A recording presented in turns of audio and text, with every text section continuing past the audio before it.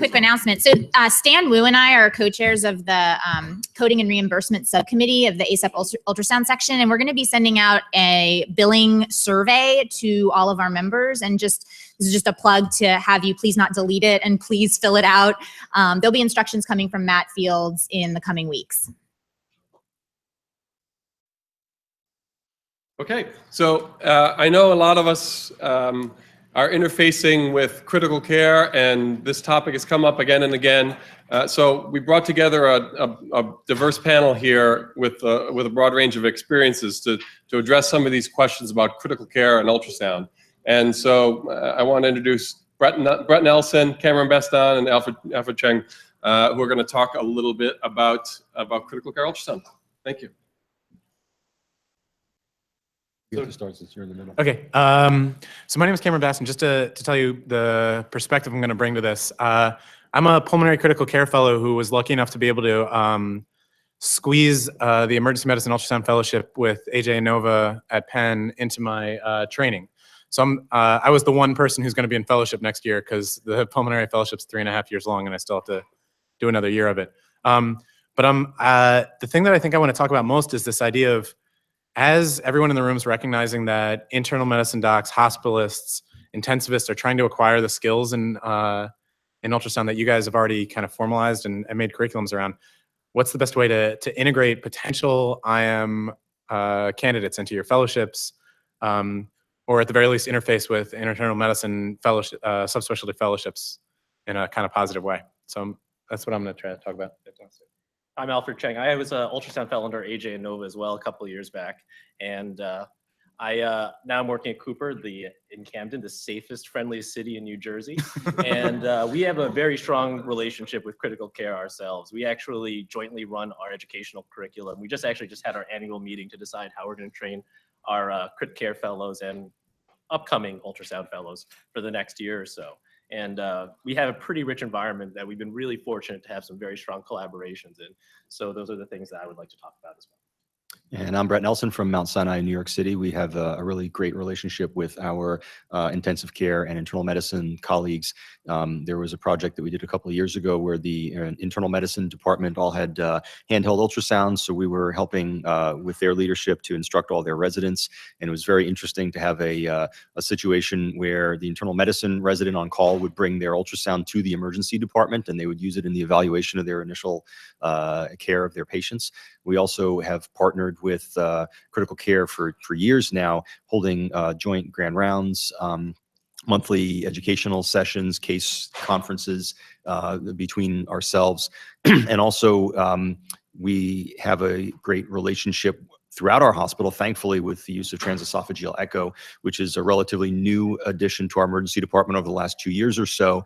And in large part, that was possible because of the fact that the relationship we have with cardiac anesthesia was so great that we could join them in the operating room and get some hands-on experience with cardiology, understanding the scope of our practice, and also the fact that intensive care from the surgical ICU perspective had been using ultrasound, in their words, as an alternative window just to get different kinds of views on the heart. And just that whole paradigm and mindset about using transesophageal echo, not in the absolutely comprehensive fashion that a cardiac anesthesiologist needs to do it, but that someone who's responding to a code or a patient in shock and rest would use it, really got us a lot of headway throughout the institution. So those are probably the things that I'd be able to speak most coherently about. We had some questions. If you want to, is everybody up for a little bit of poll everywhere? Since it's been a while since coffee. So just gonna put some questions to understand kind of where the audience is coming from in terms of exposure to the things we're talking about, and we'll see if conversation gets generated. So the first question is, does your POCUS fellowship accept ICU fellows into your fellowship? I think some people are open to it, but might not have a mechanism to make it work. And you can see Nova's vote at the top there. As a fellowship or as an elective experience? This is as an elective, as a fellowship. As a fellowship. As a one-year fellowship. Like to have them actually come down and be your fellow for the year.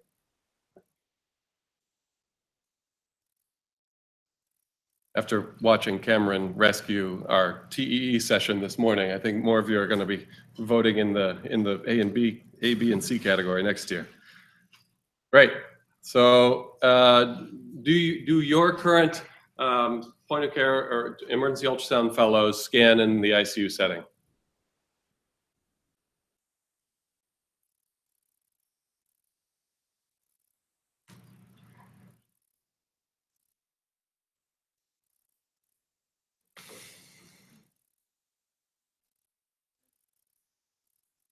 It looks like that one's split about evenly between fellow scanning and people not interested in having their fellow scanning. Those who want to but haven't yet figured it out. Okay.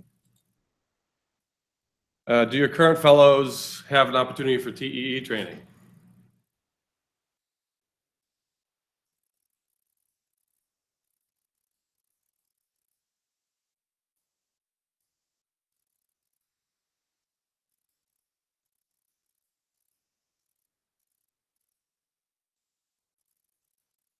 All right. That's actually about where it was last year too. I remember it was in that 28% last year. So not too much movement on that. Not movement yet. Yeah. And focusing on TEE, for those folks who do have TEE training, just where are your fellows doing this?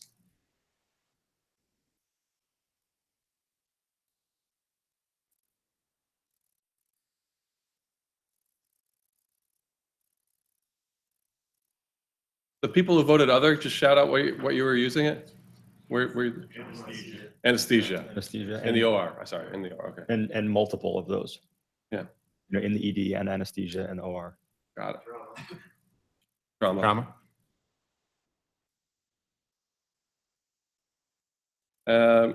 Are you currently, as emergency ultrasound fellowships, teaching critical care fellow or fellows? This is that elective rotation or required rotation. I know that at Penn for some time the ED ultrasound division was teaching the orientation to critical care ultrasound. We do as well. Yeah.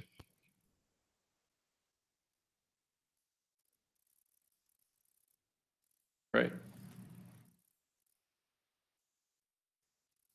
And there we go. Great. I think that gives you some starting point here. Interesting.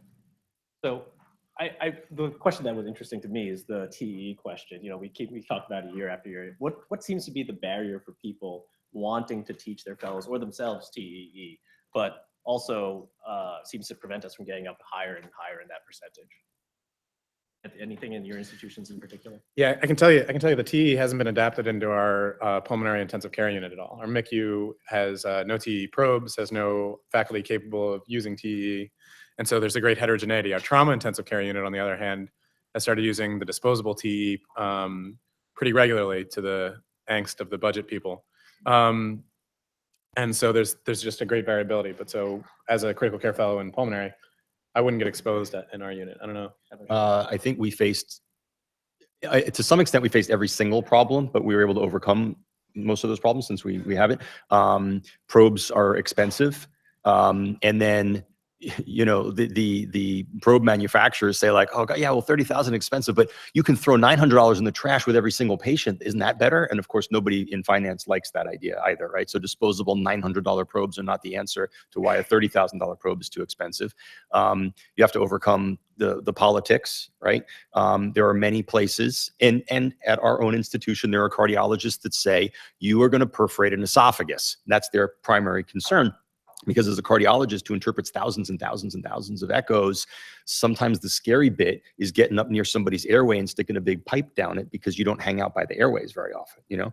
So, but anesthesia that's not worried about that part is like, well, what are you guys going to do, you know, figuring out the posterior anterior aspect of the leaflet and the mitral? I'm like, no, I'm just looking for it's like alive or dead during a code, or, you know, it's basic, it's another window. So there's the financial aspect that's huge. There's the politics aspect that's huge. And it took us 6 months to come up with a plan for cleaning it. I shouldn't say it took us 6 months to come up with a plan for cleaning it. It took us 3 seconds to come up with a plan for cleaning it. It took us 6 months to implement a plan for cleaning it that everybody was on board with. Because again, when you buy a device, and you send it down to get high-level disinfection and it never comes back, now you've got a $30,000 disposable probe. So there's a lot of, moving parts and things that you wouldn't think would be the issue. For us, coming up with a mechanism to get it downstairs and back up again was the biggest hang-up. Yeah, it's almost like we're having that same conversation over and over. Our biggest barrier, which it seems to be a lot of other folks' barrier, was institutional as well. But fortunately, so we have a very welcoming environment in our ICU. I mean, our ICU director is also EM trained. We have a lot of EM crossover faculty. So for us, it was more along the lines of going along with them and going through their protocol and then certifying indirectly through the ED. That's our plan for managing the entire situation. Well, we also have some faculty who, during arrest, for example, there's already enough moving parts that they're not into the whole concept of the eCPR, right? So we have someone at Sinai who has very, very great interest in this. We have a lot of critical care minded emergency folks, and he'll be joining you guys at Penn next year. So, there are some people that just try to get through the code, and they're wonderful docs, and they have, no difference in their survivals than anybody else, but they're not into like, oh, let's also throw in an A line and let's, get an transesophageal probe down there. It's just too much extra stuff. So, especially when the code is, a 105-year-old patient that came in from the nursing home that no one had seen alive for 3 days, So there's a little bit of that also. We have the mechanical chest compression device. So, there are times when we've got, someone's putting in an A line, someone's putting in transesophageal echo. We're intubating during the early part of the code, to accommodate the transesophageal echo instead of using an extraglottic device. So there's just all this extra stuff that there's not an enormous evidence base to demonstrate that this changes outcomes. So if there's a faculty member that's already not super comfortable demonstrating ultrasound during these time periods, we're just adding and adding and adding. So, and then the rest of the department slows down. So those are challenges that we face. We do it, but those are challenges. So, I mean, Cameron, we talked about this a little bit as well. So, I think there's a tendency to like, well, this has worked well for our ultrasound fellows. Why don't we just duplicate everything for the ICU fellows and just call it a day? So there's been some duplication, it seems, in some curriculum. There are things that aren't quite as necessary. Can you speak to a little bit about that? Yeah, having reviewed more first trimester pelvic ultrasounds in the last year than I thought that I would ever see in my entire life, definitely. I think what it comes down to is this: there's a lot of different like thought leaders and innovators when it comes to bedside ultrasound. Liechtenstein in France and the people in Italy who are doing all these interesting stuff. And in the States, clearly, as you guys are well aware, the emergency department has been the early adapters that have figured out how to actually apply this to clinical algorithms and how to make this part of care. In the ICU, it's a lot more of delayed uptake, and this is, to be totally honest, true for just about any medical innovation. The amount of time it took for us to get proning in our ICU is just a function of a bunch of crotchety old doctors being like, I'm not convinced by 1 trial or 2 trials or 3 trials. But what it comes down to is there's this huge overlap of the skills that you guys are teaching with the ultrasound fellowships, but it's not perfect. In the ICU, I am much more interested in repeated assessments after boluses, after initiation of pressors, and people are coming up to the MICU already partially or completely differentiated in terms of why they're there. So the amount of effort that's been put into the rush protocols and all these things that like take your undifferentiated shock patient and help you narrow that differential are just going to be less relevant to an ICU fellow trying to learn this. The progressive reassessment of volume responsiveness, the kind of golden egg is going to be huge. Pelvic ultrasound is going to be less important, but I think that the world of lung ultrasound represents this great overlap where there's still room to explore it in the emergency room, as we saw with those papers having to do with its performance for pneumonia instead of a chest X-ray. And when it comes to the complex pulmonary pathology that you see in the ICU, that there's just a world of opportunity. So if I had 3 things, it's going to be really focusing on volume responsiveness, lung ultrasound, both for the hospitalist and for the intensive care unit doc, and recognizing that the focus of echocardioms are going to be different because we're going to want to look at the right heart and understand right heart pathology to a greater degree than I think you need to in an emergency room situation. I think that's one of the huge benefits of collaborating on the educational experience, is because so many things overlap almost exactly. I would add procedure guidance to that. And there are so many things that overlap a bit, but there are nuances that are different that we learn from each other then. And then there are some things that are just totally, off the reservation for one versus the other. To some extent, pelvic ultrasound being a good example. That's actually what makes our combined rounds kind of fun, because we've had some rounds where we say to the ICU, like, show some cases that are like straight up, you'd only see this in an ICU, and they're differentiating the different types of pleural effusions and which ones are going to get installation of the TPA. Like, I don't care about that kind of stuff, but it's cool, right? So it's cool. And like, from an academic perspective, and then, and we didn't do pelvic ultrasound with them, but then we did some other abdominal stuff with, and we had a great session looking at gallbladders, because every now and then there's that undifferentiated, why are they septic? We pretty much have sampled every possible fluid in their body, and then, wow, the gallbladder looks like heck, and that happens in the ICU, So that kind of back and forth, I think, is really helpful. Ours?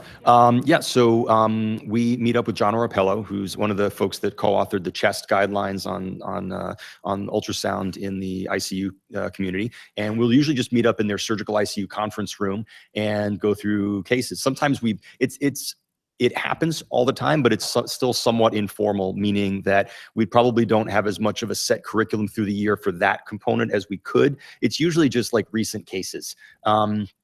And sometimes we'll both bring a handful of cases. If one group has more, then we sort of do theirs. And it winds up, as most things that I do, degenerating into tangents about talking about other academic stuff and other teaching points. And as long as that's helpful for everybody, I don't care whether we get through 8 cases or 3 cases.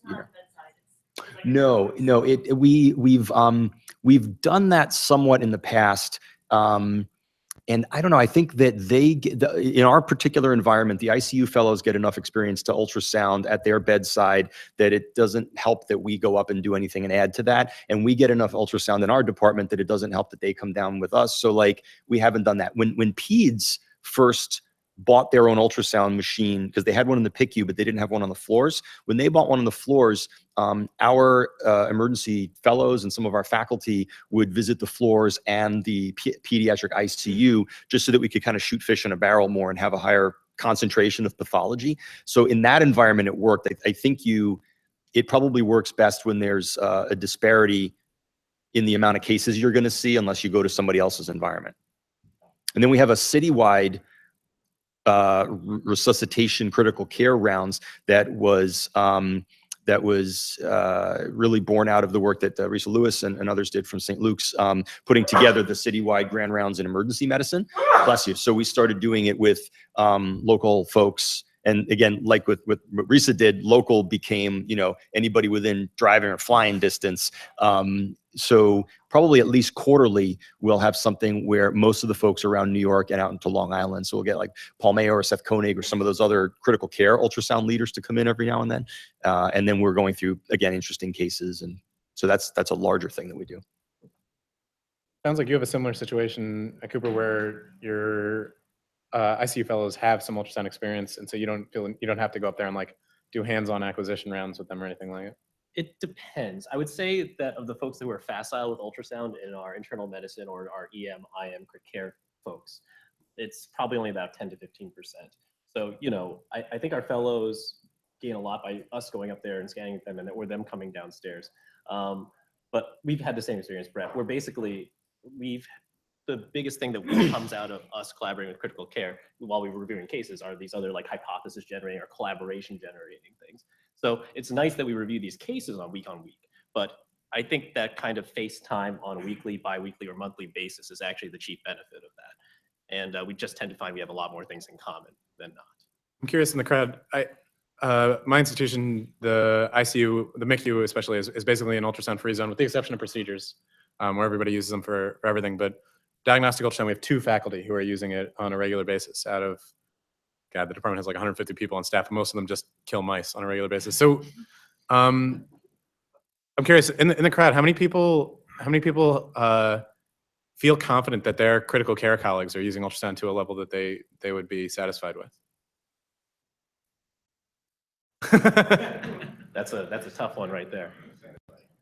But I mean, it's like you trust them. If they call you and they say, "Hey, I see this," I don't know why they would call down to the ED, but usually the call goes the other way. This raises a whole big issue, right? Where we all believe in this, and we all believe in training people, especially ICU fellows. But what happens when your ICU fellows now have skills that their attendings don't? How do you go about? How do you split? You now have a skill that you actually can't. You're not credentialed to use it because your attendings who are not going to bill for this, they're not going to document it. They don't know how to interpret it. So now that they have this, and you can model it as it's just for your training because maybe this would be helpful for you where you go. But now all of a sudden they have some skill where it might be unethical for them to not use it because then they have a coding patient in the ICU and they're like, oh my God, the ejection fraction is terrible, right, boss? And the ejection, the attendant's like, I don't know. It's now you're entering this world where you're making decisions that on partial information, and maybe they're misinterpreting it. I mean, we were talking a little bit last night about, do you start with a top-down approach, or do you, what we believe is good, which is train as many people as possible? It's probably going to be both, and a lot of institutions have done that. They've mandated that either faculty get trained or at least there's a point person that gets trained. Thousands of critical care physicians have gone through Society of Critical Care and Medicine, SCCM's course. They've gone through the American College of Chest Physicians course, right? So, and it's interesting. I'm just going to drop the names again because they're local to me and I know them. I work with them.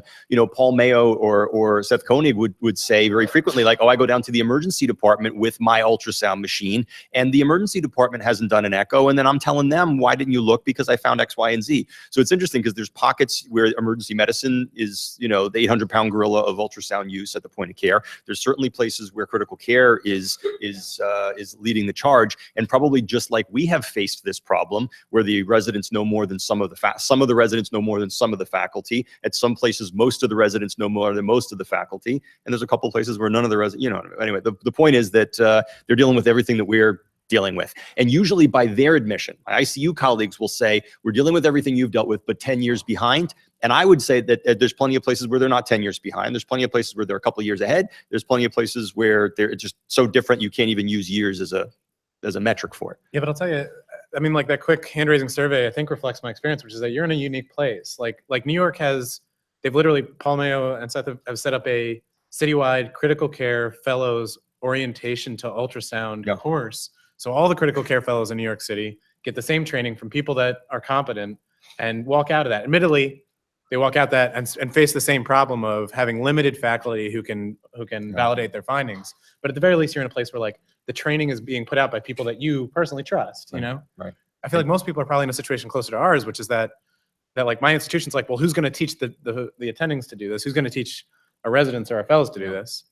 Well, and to what he's saying, like just to be clear, this is like a 3-day 85 or 85 to 100 fellows, 30, 40 faculty members from around the New York area, all hosted by like the Greater New York Health and Hospitals Corporation. So it's like held up in Jacoby usually. And then you've got the Brain Trust that put together a national course for ACCP, bringing mostly critical care, but I've done that course a few times. The emergency medicine physicians, it's like the content is great. The faculty are great, and it's a model that could absolutely be extrapolated to other places. And we've done courses at home where, meaning at my own institution, we're doing our orientation for the emergency medicine residents that we do in the beginning of every year. And at some point, maybe 5 or 10 years ago, we decided, like, we're hiring models and we've got pelvic ultrasound stations and whatever. Why doesn't OB join us for this? And then family medicine joins us for this. And, and the ICU can join us for another part of it. So like, if you're already putting together a certain amount of resources, 10% more resources doubles the amount of people that you could pull together. So I would encourage everybody to think, whenever you are bringing together resources, just think about who else could benefit from that experience and invite them in and share the load a little bit. For us, that's been a huge thing.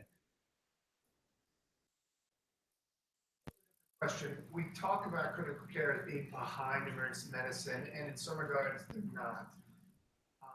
Specifically now, critical care has come out with a level standard for their cardiac that takes it beyond the ASIP standards. how does that function when you exist in both worlds where you have these levels of perceived? Start with you, since you live in the both worlds more Yeah, than that's a great question. So part of the problem is that while the ACCP has put out that statement saying this is what basic critical care echosonography looks like, this is what advanced critical care echosonography looks like, I think that my understanding from the surveys is that the majority of institutions wouldn't have faculty that meet either criteria, and so it's not even and they're still doing ultrasound. So while the proposal was made, the statement has been put out for critical care. It hasn't been adopted everywhere, and that limits things. When it comes to trying to straddle the ACEP standards and the ACCP standards, I think that the people who are going to be facing that the most are your ED critical care colleagues, like the ones who do emergency medicine, then a critical care fellowship, and are working in the ICU, and saying that they have validation there. I'm in a different situation than that, where I'm kind of coming from the other side and seeing things from the IM side. I don't know, what do you think? I don't know the ACEP standards as well, but my read of the ACCP ones is that they're pretty rigorous. It's a high number of TEE scans. It's a high number of basic echoes. They have to be supervised. It seems to me that From your cardiology department. yeah, it seems to me that that's a higher bar to jump over than what you'd have to do to demonstrate competence in emergency medicine. Yeah, and what's interesting is, at the end of the day, most institutions, it's going to be your local credentialing that sort of depends on what you're allowed to do, your privileges, right? So, we struggled with this, and I think many places do, when you're trying to set up institutional point of care ultrasound standards, and there can be widely disparate ultrasound standards among different specialties. The biggest difference that we found was in musculoskeletal ultrasound, where the rheumatology board has a specific examination to do musculoskeletal ultrasound for rheumatologists through internal medicine. The emergency medicine has, ACEP's guidelines. Orthopedics has no guidelines whatsoever. And there was a fourth group, I forget. Physical medicine and rehabilitation has guidelines, and they work through AIUM for that. So all of these are not only totally different, but they're mutually exclusive, right? You can't be a rheumatologist and take the ACEP exam, and you can't be an emergency physician and do the AIUM guidelines for the physical medicine and rehab folks. Yet, we and other institutions have to come up with some lowest common denominator, if you want to describe it that way, of competency that everybody's doing the same thing. So if hospital administration is telling you, if somebody's doing a certain type of procedure in the hospital, we have to make sure it's all on the same page. That's a challenge for point of care ultrasound. And then those of you in the audience who know me know that I try to, just from an ethical perspective, try to extrapolate based on existing things. So I say, well, if many different people are doing trachs, for example, how have we set trachs the same with surgery, ENT, and ICU? And if I hear silence, then it's harder for me to come up with a way to make ultrasound the same for everybody. But if there's already a mechanism, even if it might be somewhat arbitrary, you can take that precedent and establish it through the rest of your practice. So. No, we just actually encountered this exact problem when we were doing our curriculum planning for next year, where our institutional guidelines are significantly different from the ACCP guidelines. And our answer to this is we're going to see what's going to happen. We're going to try to meet those standards, mostly for our ICU fellows. For the ED fellows, we don't have that issue in particular. But I think it's going to be a hard move over these next 2 years to try to make that happen. I think our ICU fellowship director, we will see. That's the best I can say. This is slightly off topic from critical care, but my prediction is that point of care ultrasound is going to rapidly explode with these.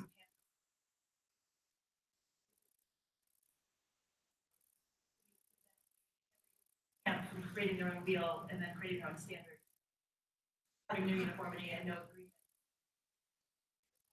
Practice problems, billing, insurance problems. One of the things that I would love to see in the next 5 years as also to see a collaboration.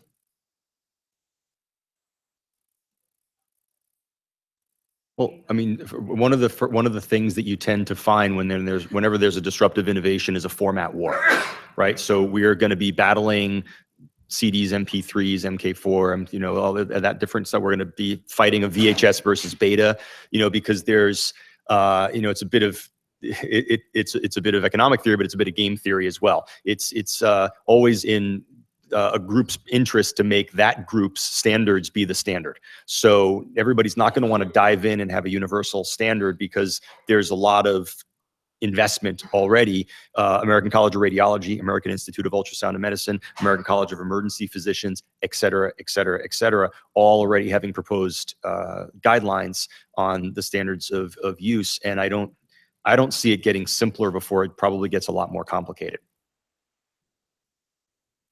Yeah, we've also had a huge, so our ICU fellows take the GEV scan to codes, and they're essentially doing ultrasound unreviewed, and they're not really saving images, and we don't know, quite frankly, whether or not their interpretations are correct based on the images they've acquired. So yeah, it's a real thing that we haven't really figured out. We actually have 2 or 3 different handhelds that are used in our hospital alone. So it reflects exactly what we're talking about. And again, it's sort of, I don't know if it's like a chicken and egg thing. Like if I looked at the V-scan use of an ICU fellow during your code, I might be mortified, but I might be mortified at the whole code, right? When have you ever gone to a code anywhere and it's not just this cacophony of people throwing stuff around? It's just, you know, it's very rare that it's like the textbook code that you would hope for. And I don't mean that in your study, like every place, right? So like you could either say like, we expect the ultrasound standards during the codes to be very rigid and high, and they should be. But then you have to expect the rest of the code to be run that way as well. So ultrasound becomes held to a higher standard than we kind of hold everything else, but then we work backwards and hold everything else to that same standard. Or you could say, look, they didn't do ultrasound any worse than they did anything else. They used their best judgment. They did the best job they could, you know? It's just like the competency assessments. You know, ultrasound was the first test case of using ultrasound, using competency-based milestones, right? And I think it was just because, well, you guys seem to have your act together, you ultrasound people, you're young and full of energy. So you fix this problem for the rest of us so that we can use whatever you figure out with ultrasound for competency-based milestones for intubations and deliveries and everything else in emergency medicine. So, and it's something we still struggle with.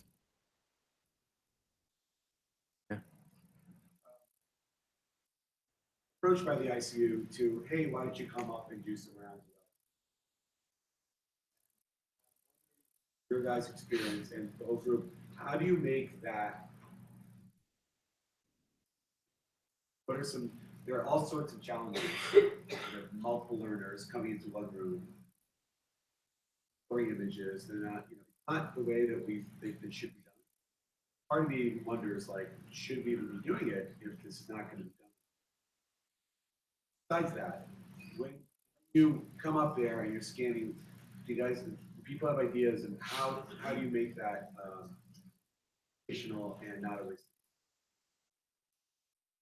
Yeah, I mean, so we were talking a little bit about this last night. I can talk about what's been proposed and some of the lessons I've learned just from many pilots that I've tried in our ICU. Specifically, I've found that we've gotten a lot more out of breaking up acquisition and interpretation. This is kind of a standard for internal medicine docs to begin with. We have our conferences where we just interpret. And so by breaking those things up, we can do this is the image that we're going to work on acquiring at a high level this week. And so we take the fellows and we teach them how to do 2 views of the heart, whether it's just the parasternal views. And then we say, I want you to grab a couple of examples of this, and then a week from now, bring those videos of those 2 or 3 patients where you've gotten these 2 views to a conference room, and we'll sit down and discuss them together.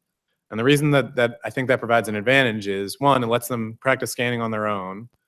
2, you can break up into much smaller groups where if all you're doing is acquisition, you just have 2 or 3 people at the bedside picking up this acquisition skill in smaller groups of people, which is more acceptable to the ICU environment. It's more acceptable to the patient. I think it's better learning. And then you get to have everybody together learning from each other's scans in that interpretation setting. So that, to me, that's the one that's made the most sense, but I would love to hear what you guys are doing and what people in the crowd are doing. I really like that the bedside stuff should be more about volume and less about the pontification and the teaching. So, I think that's a fantastic idea. Yeah, I agree. I think the physical skill set is one that needs to be talked or perhaps once or twice, and then simply go out and do it, and then see where the rubber meets the road, and then we can give you critique based on that feedback. it's also a tough one because it's a significant use of divisional resources as well, right? So, how do you prevent divisional fatigue of your own faculty while you're contributing? Are you getting enough back from the relationship that makes it worthwhile from your end and from their end? And I think that's a really tough question to answer that I haven't really come to a full answer with myself. Maybe you can say you have to accept this many admissions per day scanning without question. Just we get tickets. Yeah, we get tickets. Yeah. Ooh, sorry, you have to admit this. I know their sugar's almost normalized. It's going to the ICU. That's a really good question, not just for ICU, but for all of the places where we're taking other services. The model could exist that you charge them for it. And when we do like a full-on 2-day course where we're teaching all the neuro ICU fellows and come, and it's like a formalized course, we do charge them for it. But for something like this, do you charge them, or how do you, are we teaching everybody for free because that's what we do? I mean, maybe, but I don't know. But I'm interested in kind of. I would open that up to the audience to see what people would like to say. I would say you can't do it for free because costs are more than just your time. Other experiences, but sometimes you're tempted to say to the ICU, "You'll just come down to the ER and scan with me," right? Then now you're getting into interfering with residents because you can't scan everybody 5 times. So we just had this experience where internal medicine came to us, rotation for them. And I said, "All right, well, what are you going to do for our FTE 0?" And then we said, "Well, then no," because actually the program itself is like anytime you change the input or the output. I don't know, that's been my posture. I know a lot of people have said. Yeah, what did internal medicine come back with? Oh, they said no. Yeah, they absolutely refused to do it. They want us to apply for institutional grants.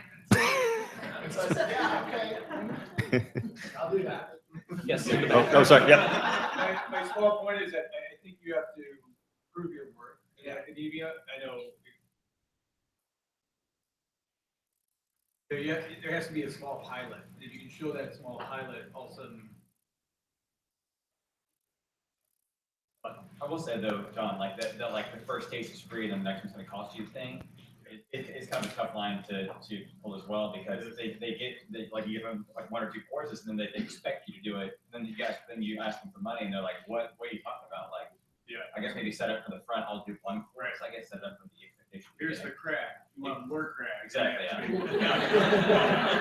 Yeah. We sort of already have that pilot in place for a lot of our centers, right? Because our EM residents do rotate in ICU. So with ultrasound there, I have the EM residents. If they're doing scans, I just sort of like, hey, that's what we could teach our people. Give us the time and the resources.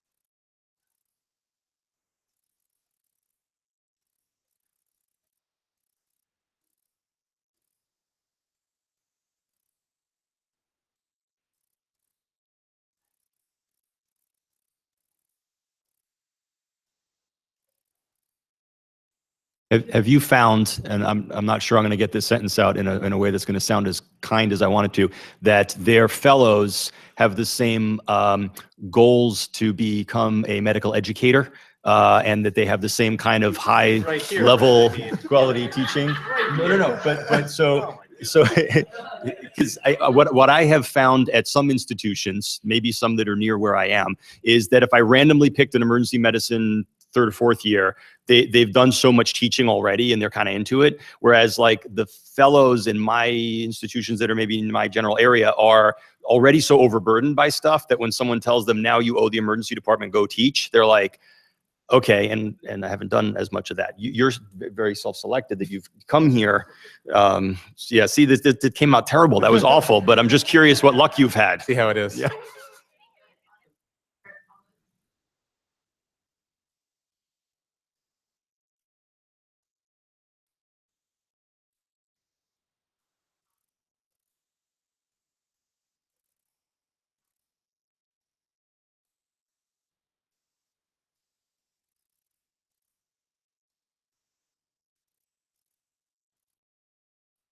Sure. You know, I think that kind of goes back to Andrew's,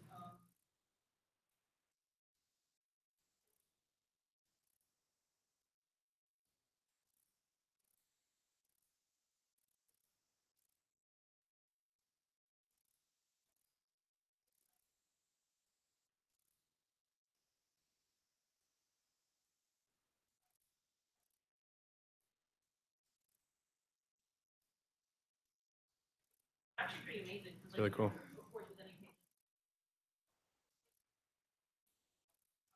lock in their radar because the patient develops or some other things.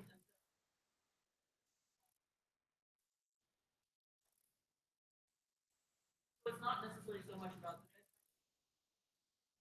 the need arises, things that applies for. That's a great idea. I think that's got a lot of validity, and it seems like that would really strengthen the collegiality between the two departments. Just having that shared vision. We started inviting our so we have a problem of like an absolute dearth of critical care faculty who are experienced enough to be teachers, so they couldn't even pay back teaching time. But we've started inviting them to our image review session, basically kind of as a freebie, with the idea that that's a low cost intervention where they get to sit there and watch the way that we do video review and the way that we teach our residents who are on our ultrasound rotation. And it doesn't really cost anything other than a couple extra seats in the room and maybe a little bit of extra question and answer. But it means that we feel a little more confident that the interpretation skills that they're getting is the same one that we're teaching to our residents. But I would love the idea of them bringing with them the images of the people that have been admitted to the ICU. I think that would really strengthen that dynamic. It's so huge to be able to figure out ways to make things fit into your existing workflow, right? Because when something's easy, it's easy. Like you're saying, you know, extra seats is easy. There are clinical environments where having someone just kind of like follow you around doing your thing is pretty straightforward. And there are other clinical environments where it's a catastrophe. And there are plenty of shifts where like it's hard enough for me to just basically just do clinical care. And then, you know, you're teaching a couple of medical students who are, you know, on that rotation. And then the ultrasound fellows are scanning that day. And then if anybody visits, it's like you're totally overwhelmed. And that's something we struggle with my faculty. So then the alternative is you go and scan when you're on a day off and it's your academic time, which is another very challenging thing for a faculty member to do. We tend to want to load up when we're there already, but we're already often past our breaking point just on a normal shift, right? Because a normal shift in the emergency department is always under-resourced and near disaster. So so something like those kinds of rounds when you're, you know, and so again, we try to think whenever we're bringing the resources together anyway, who else could we bring? Yeah.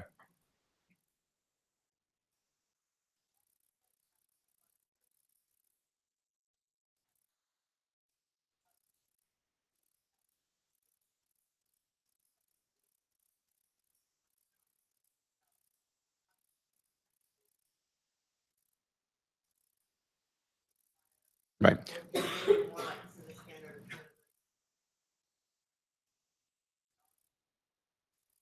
Right. So since we had, so the question is basically setting up some of the logistics, the interdepartmental politics, the credentialing of the ultrasound program for transesophageal echo. Aside from finance, aside from other and logistics of getting the machine cleaned, which obviously still bothers me. So so we established point of care ultrasound guidelines at large throughout the whole hospital. So there's basic and advanced transesophageal echo at our institution. Basic transesophageal echo is using transesophageal echo to obtain the types of views that you would get from a transthoracic approach. So basic cardiac contractility, effusion, tamponade, you know, the sort of basic two-dimensional anatomy sort of stuff to differentiate it between what the advanced echo would be, which is what someone's doing in the cardiac ICU, right? Or I'm sorry, in the cardiac anesthesia, for example. That's how granular we got. You can get more granular than that, certainly, but that allowed us to take this sort of code echo mentality that like any view is better than nothing and transesophageal is fine, right? So that concept, and then there's a shared utility of that with emergency medicine, ICU, some cardiologists, and some anesthesiologists, right? And then if you want to do advanced transesophageal echo, certainly at our institution, then you're going to sit for the echo boards. And we have critical care physicians, anesthesiologists. We don't have an emergency physician who sat for those yet. You probably inherited Felipe. He'll probably take them next year. But anyway, so we you know, it's a little bit arbitrary, but we kind of drew some boundaries. So then where do we get the training, right? You can't bootstrap yourself until at least somebody in the emergency department has that, right? So in my institution, Felipe Terran and myself and maybe one or two other faculty are about at the point where they've at least hit 25 transesophageal echoes, proctored live by somebody who's got an echo board certification. Once we have that, then we can start bootstrapping other people again for these basic indications. Can I insert and take out the probe safely? Do I know which patients to use it in and which not? And am I getting some of the basic views that are going to help during just gross resuscitation and cardiac arrest? So that's sort of how we set it up. We used, you know, again, extrapolated other guidelines where, you know, can a couple of those cases be a simulator? Sure, but you can't give me 20 simulator cases and 5 real cases, you know? Can some of them be in the emergency department? Of course, as long as someone else is, you know, credentialed. So, you know, between the emergency department cases that our colleagues are doing and people grab you to help out, and cases in the ICU and cases in the OR, and then some simulator cases, we're hitting our numbers, and we're staying within the scope that we've designed at Sinai is what we should be doing. So I'm not trying to talk to someone on the other side of the curtain about how to do their valve repair. I'm basically getting a view of the heart that I wouldn't have been able to get otherwise during a code. And I'm getting continuous views of the heart during CPR, you know, while we're doing everything else. So.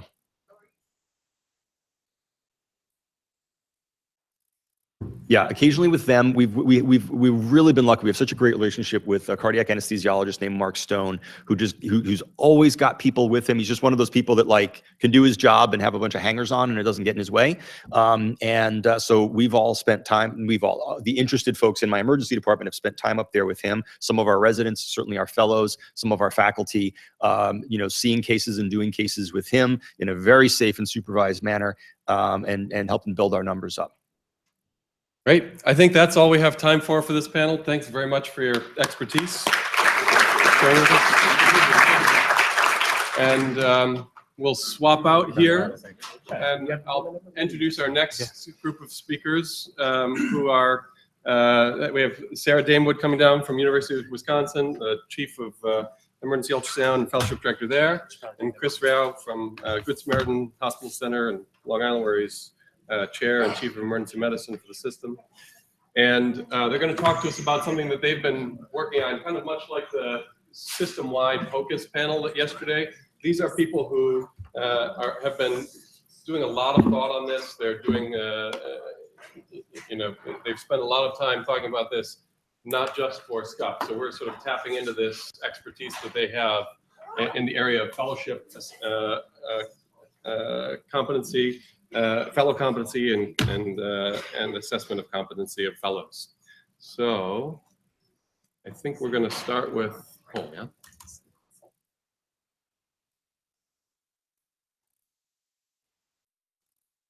Oh my. You want to start with the questions? Let's just do a see. brief intro. Let me just see one thing, because sometimes based on the settings, the presenter notes pop up. And so I just want to make sure that's not going to happen. Close your eyes. Close your eyes. Forward. All right, that was good. Yep, good, good, We're good. going to be like for lunch. Can you help? So I have presenter notes on my slides. Is there a way to show that on here and not here? Yeah, thank you. Just making sure. Do you want to start with the question? Yeah, why don't we do that? Yeah. Let's see. Can we activate that? Great. Sure. So we're going to start off with a few poll questions. So the first question is, do you have a competency measure in place for your fellows currently?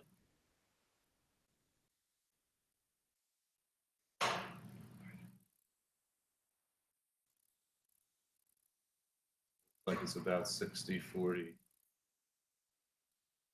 direction.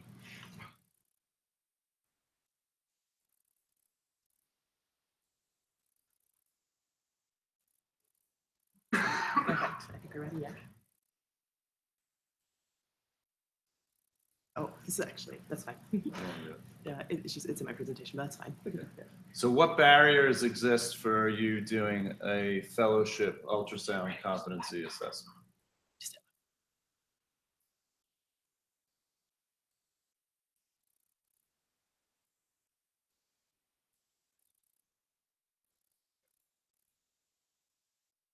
It looks like the two big ones are faculty time and unfamiliarity with competency tools. There's just one more.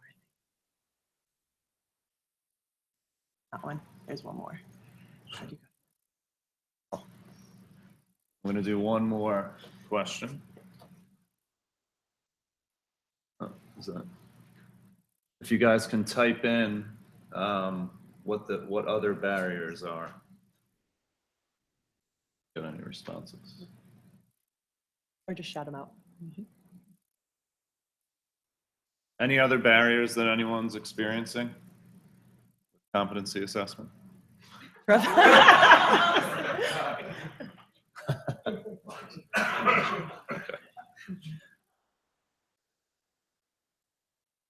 Okay, so I'm just gonna give a 3-4 minute brief overview just to get everybody's minds on the same page. So competency assessment, you guys are probably very familiar with this, but the ACGME has core competencies, 6 core competencies: practice-based learning and improvement, patient care and procedural skills, systems-based practice, medical knowledge, interpersonal and communication skills, and professionalism. And if you look at those, all of those really intertwine with clinical ultrasound. If you're looking at the patient care and procedural skills competency in a little bit more detail, you see those bullet points, and that sort of describes what we should be looking for when we're talking about competency assessment for specific procedures like clinical ultrasound.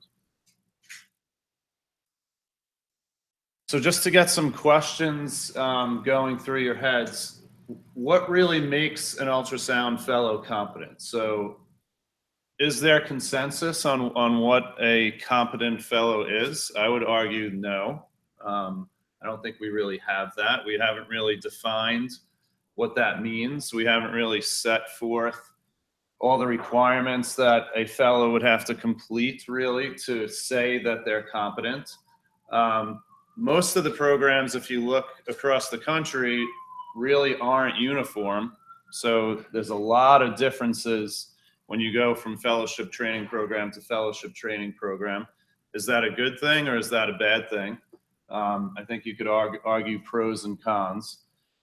Do we need milestones? So, you know, with PC12 for residents, there's revisions of the ultrasound milestones for residency training. Do we actually need to move that towards emergency ultrasound fellows or clinical ultrasound fellows? And then we're going to talk a little bit about some of the tools that you can use to determine competency. So where are we at today in terms of competency and defining and setting these standards? So we have the Emergency Ultrasound Fellowship Guidelines, but if you look in there, there's not really much on competency. Really the only thing in there is a number, that says that you have to complete 1,000 scans, but as we all know, that doesn't really determine competency. So this document in particular, not really that helpful for competency.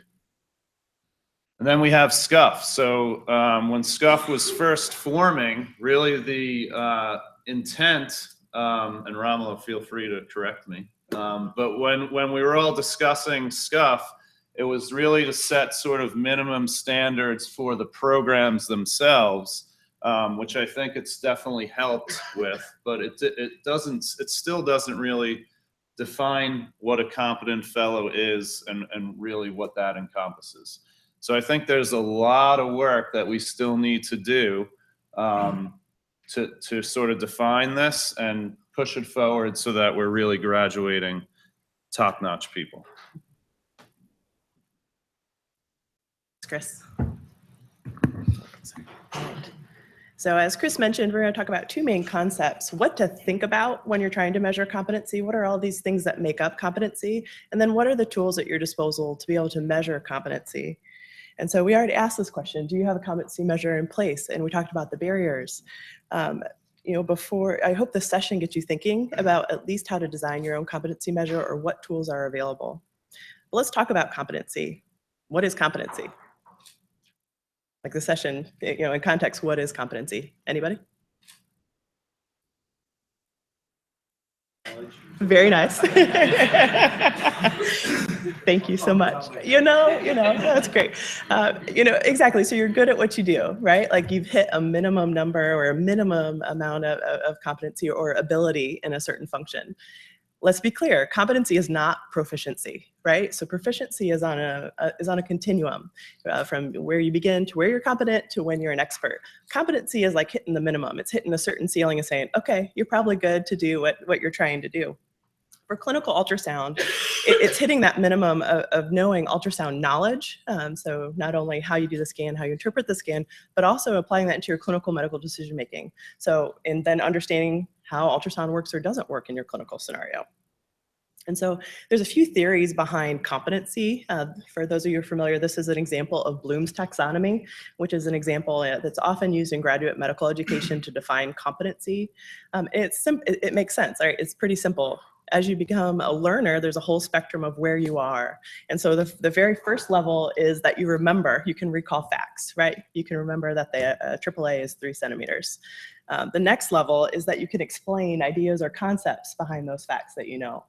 The next layer is using that information in a new situation. The level above that is being able to draw connections or within this information or differentiate between the two informations. Evaluating is then being able to appraise or judge that information in a situation. And at the very top level is then creating new work in the area, which hopefully all of us are at, right? We're all trying to advance our field. We're all creating new material to advance our field of ultrasound. The Dreyfus model is another model that's used. It ranges from novice to advanced beginner to competent to proficient to an expertise. And it talks through the progression of your skill acquisition as you're learning a new skill. And I'm sorry, this chart is a little bit ugly. This actually came from some more of the computer or informatic literature. So an example, oops.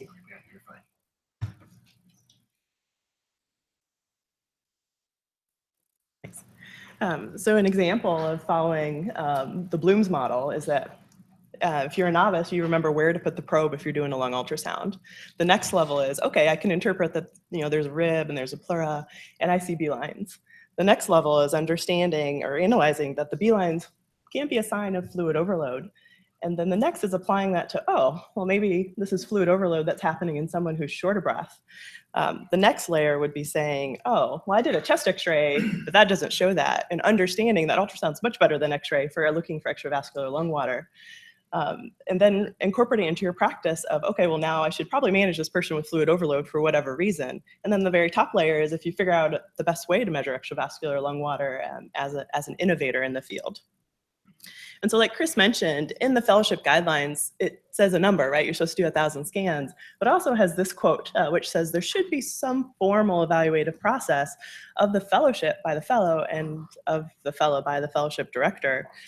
And as ultrasound educators, we judge image quality all the time, right? Like now that your fellow needs 1,000 scans, you're looking at 1,000 scans. And so that mountain of QPath or image review is up there. And so we get really good at judging images. So do we even need a competency measure in place?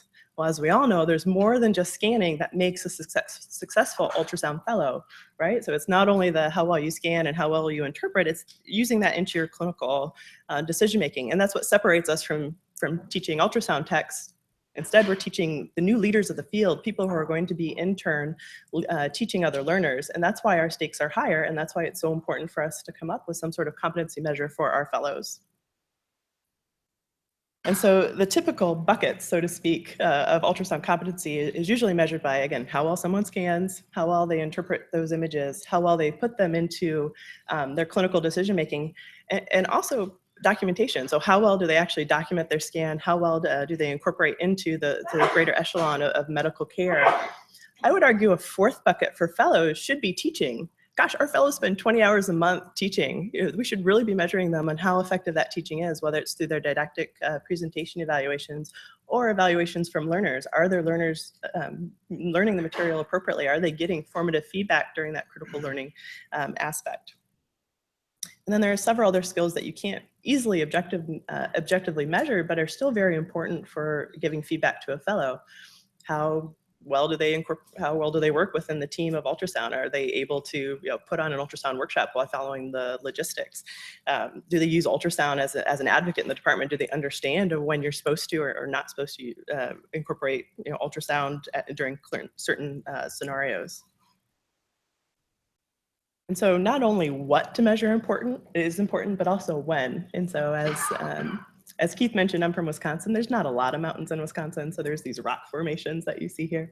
And so, but the concept is the same. Not necessarily are you going to have an on-site ascent with climbing, right? Sometimes you're going to have some bumps along the way that you fall down and you start back at the beginning.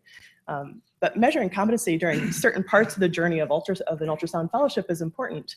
As we've talked about throughout this conference, not every resident graduating gets the same ultrasound education or experience. And that's not because we're bad educators. There's a lot of things that go into what ultrasounds someone's going to see in residency. At my shop, we don't deliver babies, right? There's another hospital down the street that manages all OB care. And so for that reason, we don't see a lot of early pregnancy. That's not part of our algorithm that our residents learn very readily. And again, it's not necessarily, we're all very well-intentioned ultrasound educators. It goes from what patient population our residents are going to see, as well as what the culture of ultrasound is set by leadership and people in the C-suite. And so if you doing an assessment early in the fellowship gives you a sense of what you're dealing with. Assessing it midway gives you a sense of how effective your teaching efforts have been and what are different strategies perhaps to employ to help get them to that higher level. And at the end of the fellowship, this should really be a testament to the fellows' progression through the fellowship of how their skills have progressed. But here's the thing. No one likes to be measured, right? It doesn't feel good. We're all type A personalities. We're used to being very successful. If we're not at the top of the list, if we're not the best of the best, it just doesn't feel good. And even to a certain extent, there's some test anxiety that happens. So as soon as you know you're being tested, some people don't perform well just because it's a test. And so it makes you wonder, are you really assessing what you're trying to assess if someone freaks out when they're taking the test and can't perform the way that you know that they have the skills to be able to perform? And so to cushion this, framing and messaging is so important. I don't know about you, but for me, I have a lot of millennials that I'm teaching. And so my fellows and my residents that are millennials, I've started to frame these tools that I use. And so an assessment is very positive. It's something that I can do to help you, right? I'm going to make you a better scanner. I'm going to help you work on your skills. An evaluation feels judgy. It doesn't feel good. And so much like this cartoon, it feels better when someone's assessing you and helping you instead of being an overt judger. Mm-hmm.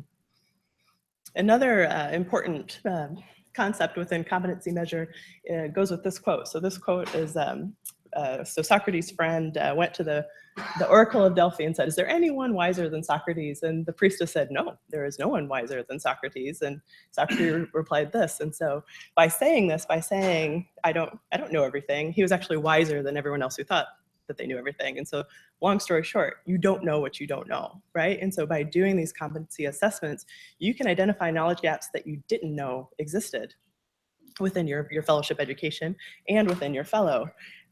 We had a pretty scary case in my shop recently where someone did an ultrasound of an ovarian torsion and thought it was a stool ball. Right? So like super scary, like, and so without, having these competency assessments in place, hopefully our fellows would not be at that level of degree of scariness, but it gives you you don't know until you look, right? And you don't know what you don't know until you're assessed. So another issue for our fellows is that there's a lot, right? So there's a lot that it's for them to learn. For our residents, it's probably fine for them to know where's a pericardial effusion, how does the heart beating, but a fellow should probably do a TAPC, right? Like they should probably be at a higher level because again, we're graduating them as an expert in the field and they're going to turn around and teach others. Some fellows at certain fellowships go to external departments like Optho or to the Echo Lab or to the OR to learn advanced techniques. And that opens up another issue. So what if you as a fellowship director aren't familiar with TE, but your fellow is like awesome because they've gone to the OR and gone to the cath lab, or I'm sorry, to the Echo Lab and gotten some experience with TEE. It's important for face validity of your assessment products that you are relatively an expert testing someone. And so that's just something else to consider when creating the competency assessments. But even with a basic scan like an aorta, you should probably hold your fellow to a higher level than beginning interns or even general faculty, much like the article that we saw earlier today about the quality of renal ultrasounds depending on your level of training. You should probably expect more from your fellows because again, they're going to be a relative expert. And so what you may let slide or be acceptable as far as image quality for your interns or your faculty, you should probably hold your fellows to a higher standard. My brother lives just outside of DC, and when I was driving in from the airport to see him, this is a real picture when I was coming in. And so barriers exist, right? We saw on the poll that barriers exist out there for us who want to improve our programs, who all want to do these assessments and help strengthen our fellows and strengthen our programs. But there are barriers there. So it's time, it's resources, it's figuring out what tool is best to use. And hopefully Chris will be able to show us here with his slides of what tools are available to use for measuring competency. It was a tough case. So it was a pediatric patient and she lost her ovary.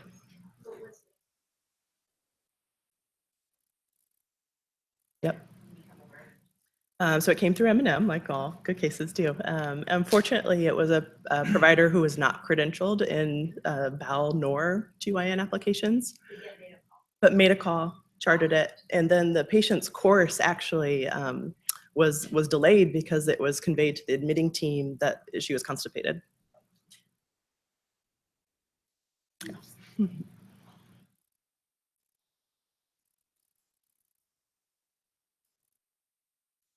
So we have a little work group that's actually putting together a paper on competency assessment for fellows. And these are really the tools that we have come up with that we're describing in the paper. So can I switch to just PC?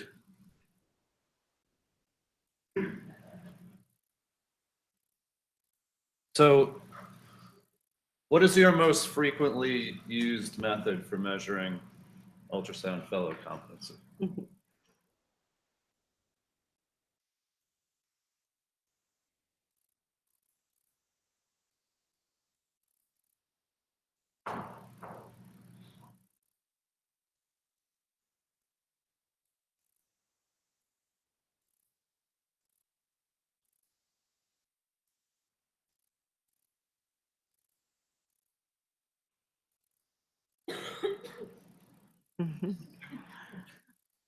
So I'm actually happy to see those answers because I would argue that sometimes, we have a lot of smart people in this room and in our community, and sometimes we try to make things more complex, I think, than what it really needs to be.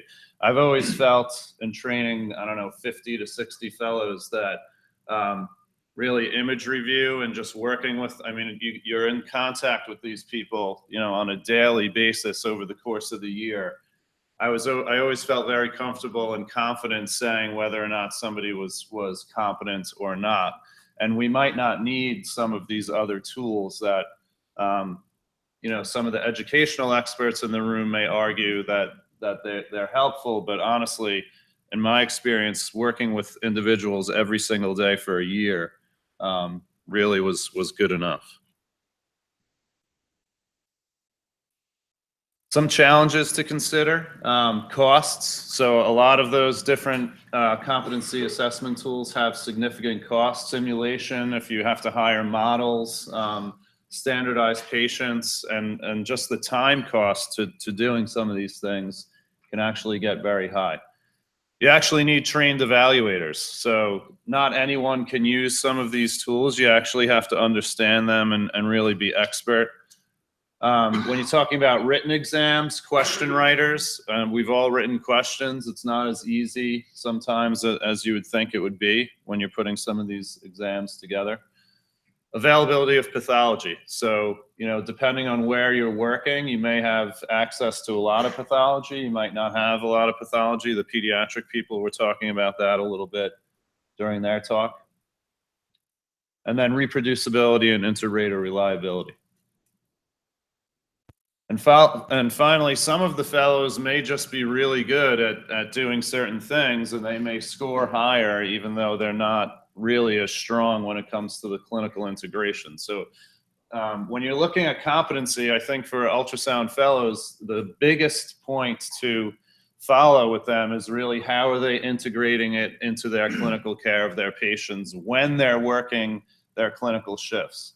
So it's great that, you know, you have a fellow who did, you know, 4,000 scans during his scan shift, but I've seen all too many times that same fellow when they're doing a clinical shift and taking care of their patients, they're unable to manage their time and they don't actually use ultrasound when they're taking care of their own patients. And I think that's one of the biggest challenges for fellows and actually should be stressed when we're talking about fellow competency.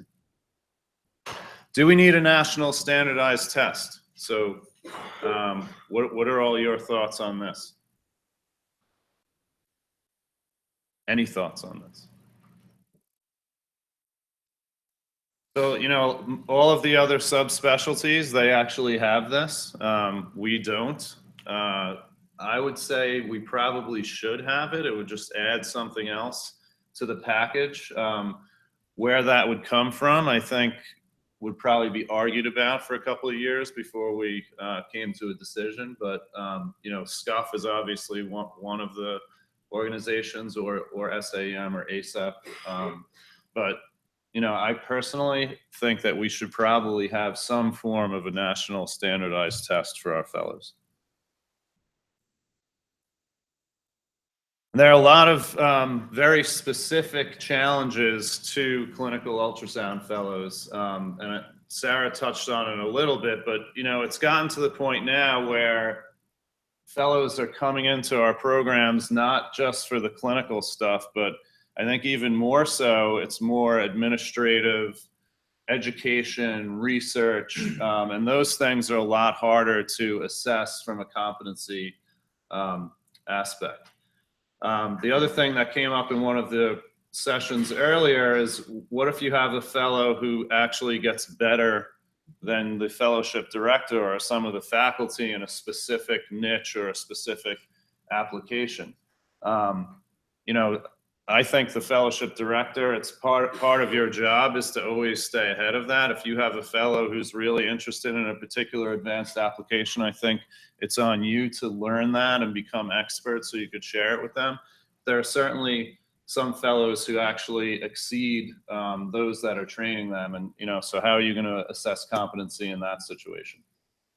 You know, the bottom line, we have a very diverse group of fellows, different interests, different programs, and the whole, it just makes this whole competency assessment thing a lot more difficult.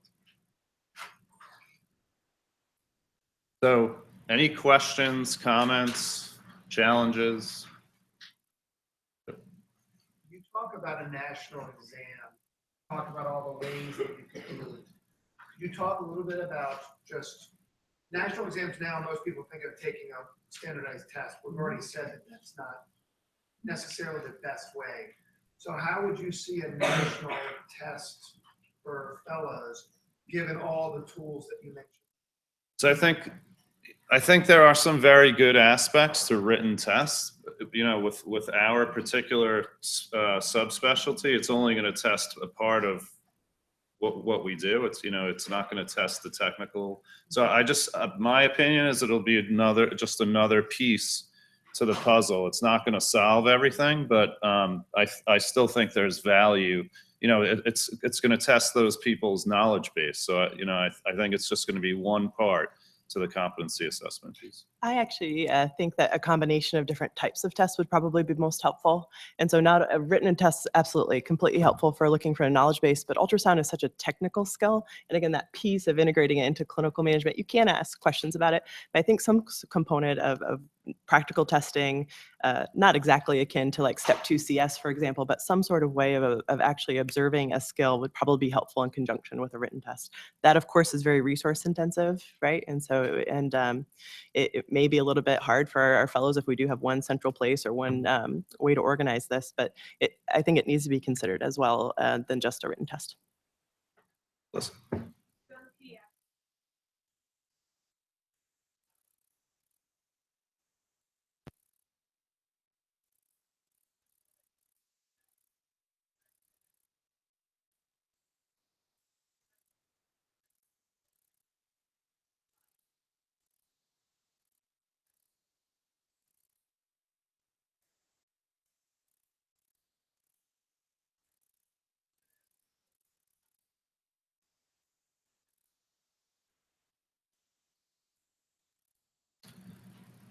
So, I mean, I think, again, I think it's on the director and the faculty to stay ahead of the trainees, you know, particularly for procedural stuff.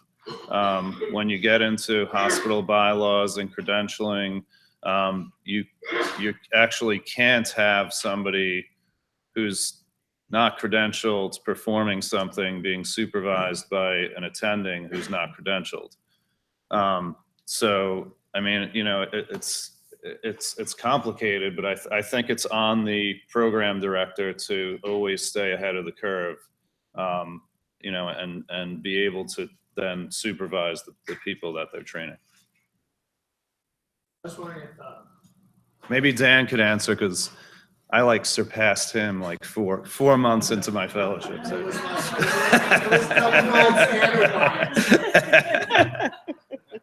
Imperfect my question to not just you guys but to the whole room is: has anyone ever not graduated or asked a fellow competency concerns? Or how did you come to that? I personally have never done it. I'll just take from our residency, we have problem residents, and I kind of feel like they do the same thing. They're just, I mean, you have to be egregiously bad.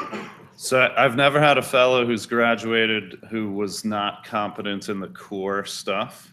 But, you know, we've always taught them that some of the advanced things and some of the things that we don't see as much of, you're still going to be learning after fellowship. And I think the most important thing to teach the fellows is you know what you know, especially with ultrasound. There's a lot of pitfalls, limitations, et cetera. And I think you got to get it through their heads that they know what they know. And if there's something that they don't know, there's nothing wrong with kicking it up to somebody else afterwards. So I've held people back for other stuff like research and stuff like that. But the clinical stuff, I mean, there's so many patients, so much pathology that for the core stuff, I've never had an issue.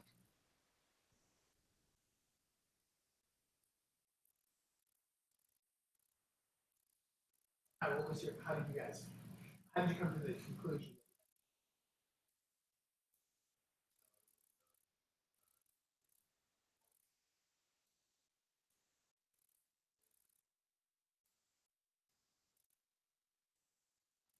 Probably all of us take ownership of our fellows, but like really when you're putting out that product, they represent your institution. So the discussion was had at a department level. I'm a little bit curious, and maybe a better question for the room too, but what comes first here? Is it, do you define a national curriculum and then a test of that curriculum? Or do you design a test and then have the curriculum sort of develop to teach to that test? I mean, the curriculum's there. So it's published, RISA led that chart. So, you know, I think we don't even have to answer that because I think the curriculum's there, and I think we would have to develop a test that matched up with that. So I think part of it too, you have to have a good paper trail. because there's a little bit fuzzier, like the curriculum's there, but like why you're extending it and why they're not graduating on time to avoid repercussions on the back end of why they can't go make their salary that's double or triple what they're currently making. We've had that issue with one fellow, and like a clear paper trail of you have not met this metric, you need to make it by this date, and like continuing to put it on email and getting our chair involved was huge, because otherwise you don't have a leg to stand on. I think when they come back and say, I should have graduated, I have my 1,000 scans, and you haven't given me a valid case why. And that's why I think doing some sort of assessment doesn't have to be big and fancy, but throughout, like have different milestones. So do an assessment at the beginning, somewhere throughout the fellowship, and then at the end to prove that there is progression. Or else, again, there's your paper trail. Like you didn't hit those metrics that we've talked about. You didn't hit the minor or the competency levels that we've set. So Cray and Sarah, I completely agree with you. We took a template that Andrew and Vicky were nice enough to share of a quarterly evaluation, and we adjusted it for St. Luke's Roosevelt. And quarterly, we sat down and reviewed all the aspects of the fellowship. And it was an opportunity for us to give them feedback, but also them to give us feedback. And it was a reaction to some bad experiences and some banner years with fellows that were very borderline clinically, borderline in terms of being able to meet metrics. And what I found is, 1 year is not a long time to work with someone. So if you uncover things in the first month or the first few months, those patterns and processes have probably been going on for years, but no one has stopped and actually dealt with them. And it's amazing how in that one fellowship year, all of a sudden you're meeting someone at the end of their training trail, and you're left with something that everybody has just pushed along the whole way. So echoing the importance of the paper trail so that you do have something, and there's evidence of feedback and reflection involving your chairperson. Very, very important, because you're the fellowship director, but you're not necessarily giving them feedback on their clinical performance. But you will feel the repercussions of graduating people for the rest of your career. You will get phone calls, you will get forms that you have to fill out. So it's a sort of a question and answer you have to have with yourself about your ability to speak for someone going forward if you go ahead and graduate them. I agree with the quarterly feedback thing. The other thing that does and provides a great opportunity for the fellow to tell you what they're not getting. So many times fellows have said, I really need more pelvic scanning or something during those feedback, and it gives them a good way to get you that. One thing I'll do with my residents and my fellows too, tell them that there's a letter that I give you for the rest of your career, and it will very explicitly explain our curriculum rather, and it will very detailed explain what you did to meet it. And so if you didn't do anything, I'm going to tell everybody you didn't do anything. So kind of takes you off the hook. Matt? Yeah, what you're saying about the fellowship director. The fellowship director should. On button. The fellowship director should stay ahead of the fellows. Did you mean that only for things that are in the curriculum? Because, for example, I've had fellows that have wanted to learn things like advanced MSK, and it would have been very difficult for me to drop everything and learn some of those things. I was able to then actually make it a project for them to, and I paired them up with, one of our actually radiology MSK sonographers, and Shadow actually came back and educated the group, and it actually turned out to be a really good learning process for all of us. So I just want to kind of clarify what you meant. Somebody has to be teaching them, right? So if you have somebody from another department doing that, I think that's great. But if not, I think that it's on the faculty and the fellowship director to learn that themselves. I mean, in your case, you had an MSK person teaching them. I think that's great, but somebody has to teach them. I don't think it should be on them themselves to teach themselves.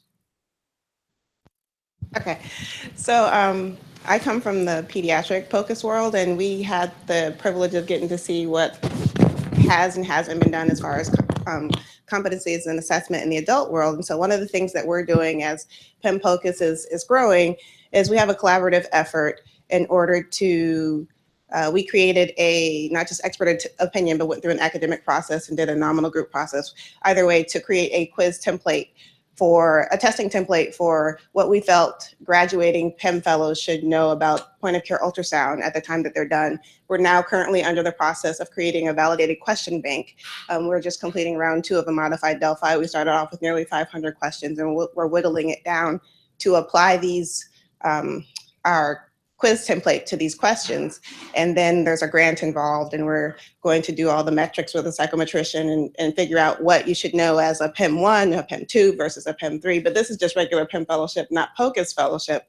But it's something that we're instituting from the beginning, because in looking at the literature and the evidence, it's not something that's been really there for, for the adult EM world, as far as validation and things that people can use across the board. And, trying to be careful not to say that this is a board by any means, but it's more like an in-service type test that you can use along with your bedside evaluation, and your QA is a quantitative assessment of your PEM fellow skills. And so we hope to grow from that and then develop a PEM POCUS testing tool as well. And I've spoken with some of the adult people about how that can be applied in the adult world. So it's something that we're working on currently, in the process of developing, and hopefully would be available in the next year.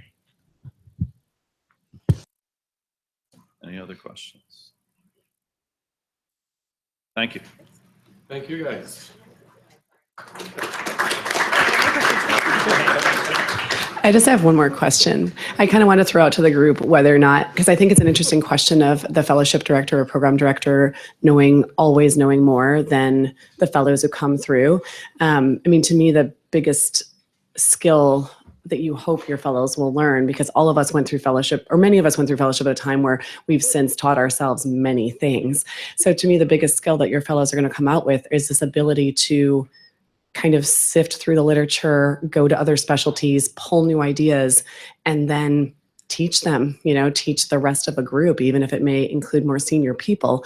So to me, I'm not sure that the program or fellowship director absolutely always has to know more. They need to be open to learning. There needs to be a set of core kind of advanced things that they're teaching and that they're very competent with. But I see the biggest skill people come out with is that ability to learn new things and teach them to others.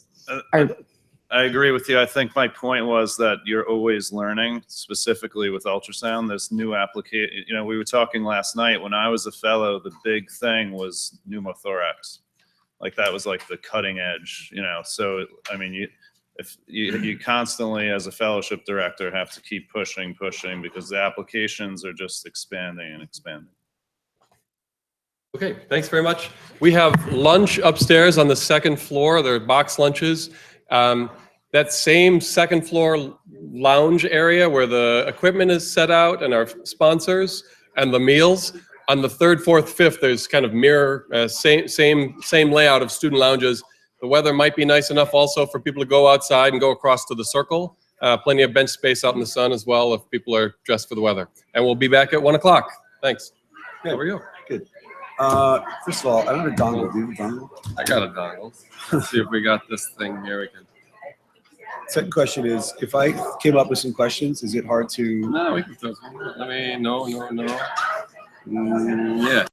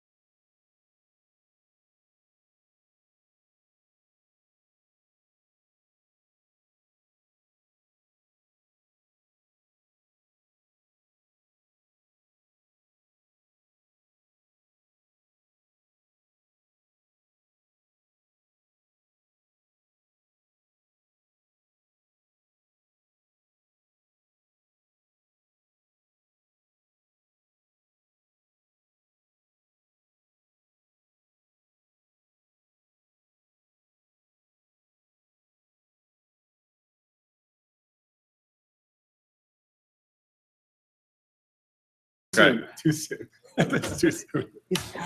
Okay, I think people are going to keep rolling in, but I think in order to stay on time and to, yeah, if you want. Wait till we have like a full room before we do questions.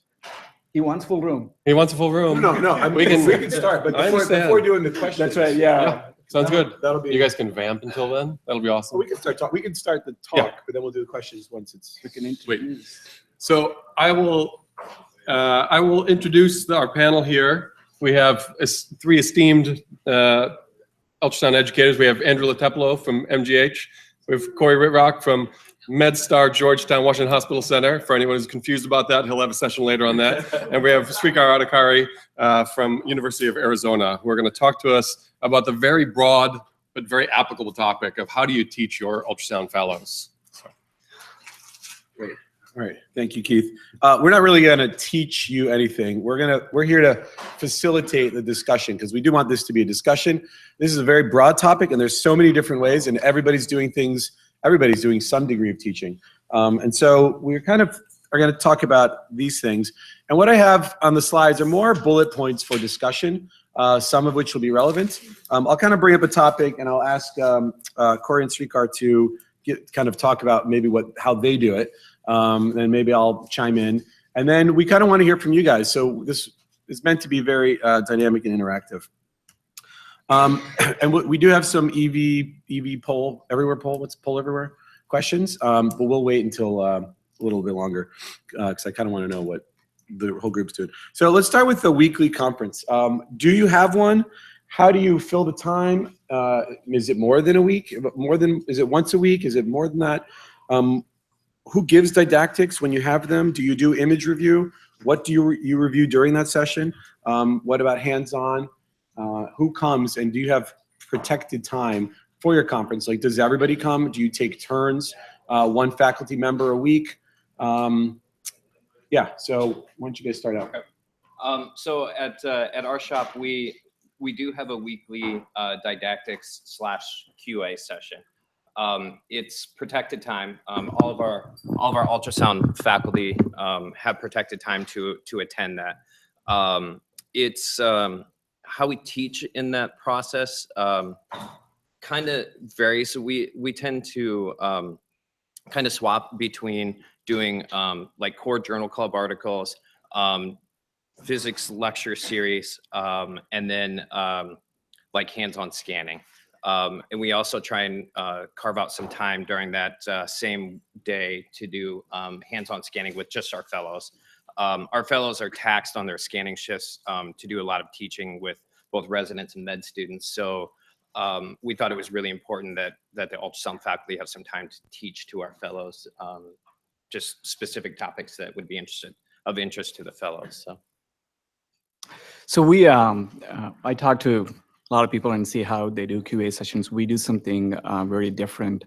We don't review all the scans done the prior week or the week before.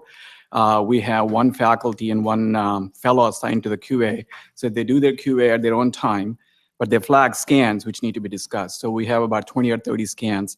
The fellow goes into the EMR and actually prepares like the patient data, like outcome and whatnot, final outcome. And then for each scan, they come up with some sort of a learning point, and then they have those written down even before they show up to the QA session. So we review those specific scans just to make it more educational instead of reviewing scan after scan. So we find it more useful for the entire group. Yes, we have protected time for all our ultrasound faculty. They're supposed to show up unless they're having a baby or something like that, but they're all supposed to show up to the QA session. And then we have residents and medical students, and everybody's coming to the QA session. We don't necessarily schedule anything scanning there, but once we have the handhelds like Lumify, we have it in our QA session. Something comes up, okay, I don't know how to find epiglottis. We just scan right there, one of us, and show them things like that. So it comes in handy when you have a handheld. We also have 3 other items. One fellow is assigned for education every month, so they would have to bring, the fellow has to bring an article or something to present. and the resident who's doing ultrasound rotation is also supposed to present. Student does the same. These are all short presentations, so we want to get as much as we can during the QA session. And I bring an article as well, and we discuss. And I also send an image 3 or 4 days prior to the QA session every week and ask them to look at it. And then we discuss about the picture. You guys, if you're on the Twitter, you can see some of our stuff.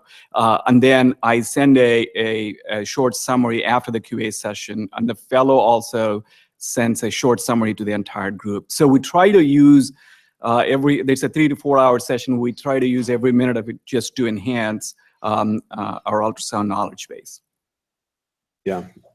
So if you want, so in Arizona, if you need a day off, you got to plan like 9 months in advance. That's exactly right. Drastic measures. So we do something very similar. We have a weekly conference. By protected time, by the way, we don't get any buy down time to do this. I don't know if you guys do or not, but nobody works on Wednesdays. So everybody is off, and the expectation is that all faculty come and all fellows come, and whatever residents or students that are currently rotating, they all come. And we do 3 hours in the morning, and we'll start out with the journal club, and we'll get to talking about literature later, but we'll start out with the journal club. So someone will present an article, and we'll all discuss its pros and cons, and do we like it or not. And then we'll do some image review, but I'm with Srikar that we don't do all of the QA. It's a poor use of faculty time to sit there and look at negative FAST exams all day long. So we do the, I don't know what the term is, but during the rest of the week, we have QA assignments. Everybody does it. But anything that's questionable, anything that's interesting, or whatever cases that came up clinically, those are interesting. That's a good use of joint faculty time. And then we also do that in the afternoons. We added 2 years ago, the fellows are saying we need more fellow-specific stuff. So now we call it fellow time. So after lunch for 2 hours, one of the faculty, not all of us, but one of the faculty will meet specifically with the fellows and do something that is relevant to the fellow education. So it's a variety of scanning or talking about research or reviewing some advanced applications or anything like that. Anybody do something different that they want to share or have questions about? Yeah. I have a question. In these didactic weekly sessions do you have students there also? Because how are you giving them enough normals to look at if you're not reviewing all the or reviewing enough? How do you give who the Students that you have, so like the residents who are new to ultrasound, and Yeah. the students, like you need them to look at a certain number of normals, and if you're Sure. not reviewing the QA with them, when do you do Yeah, that's a good point. During the week, we'll sometimes, when everybody's doing their own QA, we'll maybe have the student come in, just, you have your list of 20 or 100 or whatever scans per week. And so the student might tag along with them, but that's not, you don't need 3 faculty members there to review that. Also, as a case comes up, you're talking about a pleural effusion, and you say, okay, you see this, you see how this, because in a normal situation, it would look like this, and you go to your teaching files, and you pull up what a normal one looks like. So they see the pathology and the normal anatomy at the same time. So that's a great point, because you have residents, you have students, and you have to teach them normal findings and whatnot. So we do our QA from QPath directly. So if you open a study, select study where you have, let's say, for example, pleural effusion and spine line sign, we have other side a normal image as well. So we point to them. So this is an adequate image, this is an inadequate image. So our fellow is primarily running the QA. So it's their job to dumb it down to a certain extent, like address, at student level or resident level, what they need to know. So we make a very cognizant effort to make sure that everybody in the room is actually learning. So. The reason that we have our QA the way we do and involve them through the whole studies is mainly because we don't have that middle software to do some QA in advance. So our QA has to happen in real time where everybody's present. And so we get a lot of normals. And I think the challenge comes in that situation is like stopping through that normal process that the fellows are used to seeing, that the ultrasound faculty are used to seeing, and actually teaching to the learners in the room from those normal studies, as opposed to just blowing through them to the interesting pathology. Right. I think we have a quorum, so maybe we'll kind of go through our polling questions. Question there. Yeah, Craig.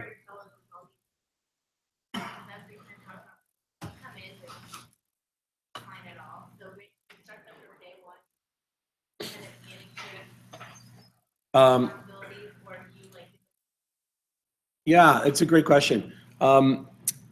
We kind of do a graduate approach. So I'll just use QA as an example. When we're first doing QA, I'm doing the QA and you're watching, fellow, right? And we're going to talk about why this is inadequate, why this is normal, et cetera. And then we'll have the fellows lead that.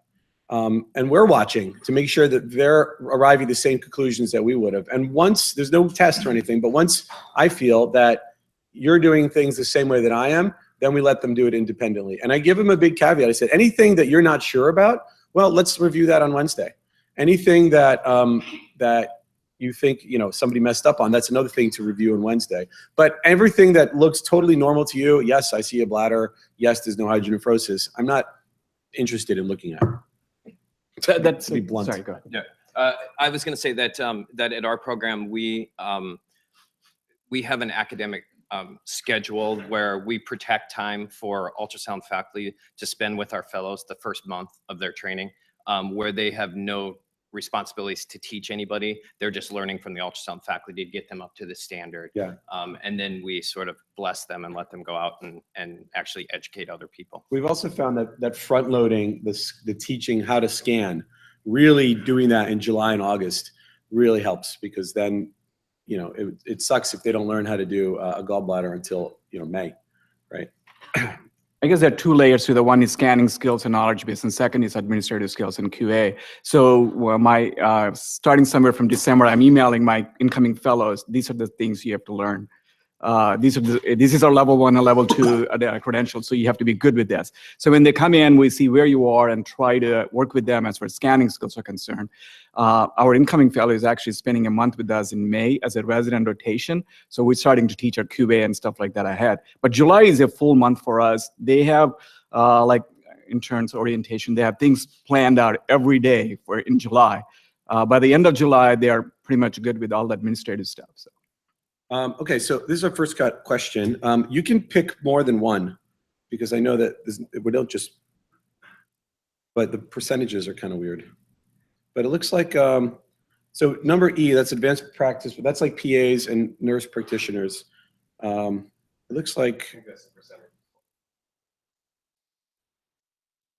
percent of the total, yeah. Yeah, and the fellows from other services we kind of talked about earlier. We had so many requests from medicine at one point that we just didn't have the bandwidth. And we said, sorry, medicine.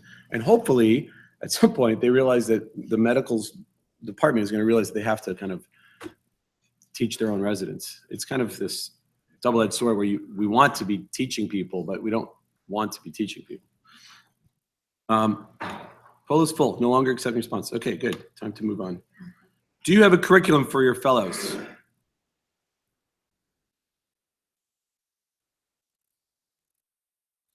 Sorry.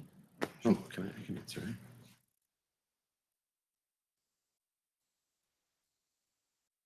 it. Okay, looks like most people do. For those that are no or under construction, probably everybody here would be willing to share their curricula with you if you wanted to kind of borrow and not reinvent the wheel. So if you are interested, just email. Which is kind of one of these great benefits of an organization like this, where we can all collaborate on projects and activities.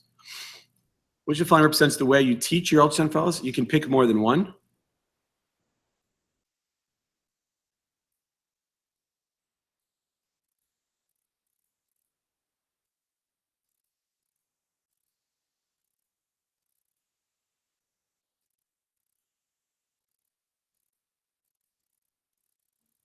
Anybody who says other, can you just kind of yell out what other is?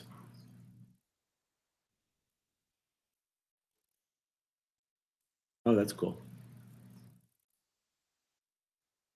Okay, good. This one characteristic which is of utmost importance to your role as an educator. Yes, Ramon. So Sure. I'm curious, just if we're going to look at this data, there are people who don't have didactics. Can you explain? I can't imagine not having any didactics at all. If you're willing to, if it doesn't go didactic, what do you do? Is it all online? Is there some way you get around didactics? I think it just might be the way that the poll is set up. because I would guess. Highest bar if everybody shows it. I think the way the pulse is playing is that only 16% of the audience.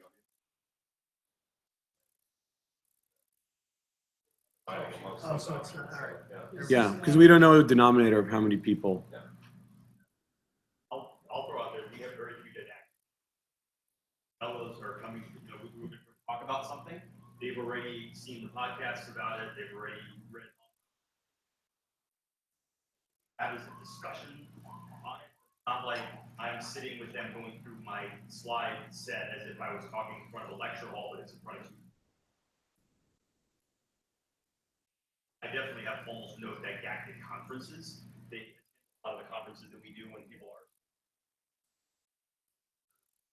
discussing specific topics together, and I find it more personally, I find it more helpful to do that in the form of directed journal clubs or case reviews or. I guess it depends on what you think of the word didactic. Yeah. Okay, there's one characteristic which is of utmost importance to your role as an educator.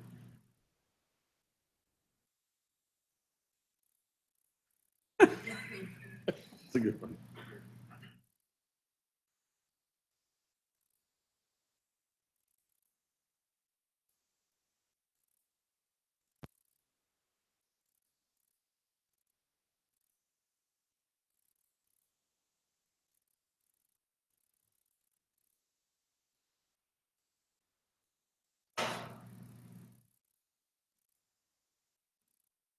I'm guessing sleep and deprivation were together.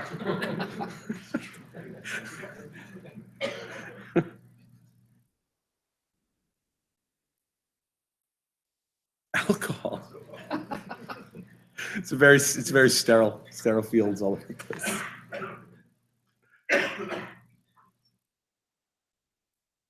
Yeah, it's kind of cool.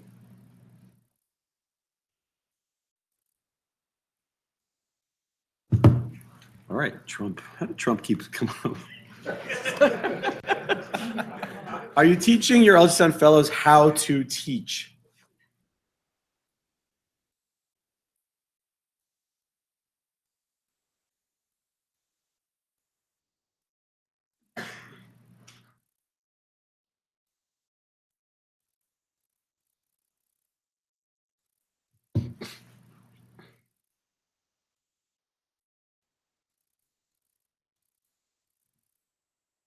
Okay.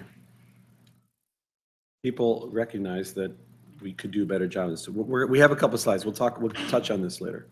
What is your primary focus with teaching your ultrasound fellows?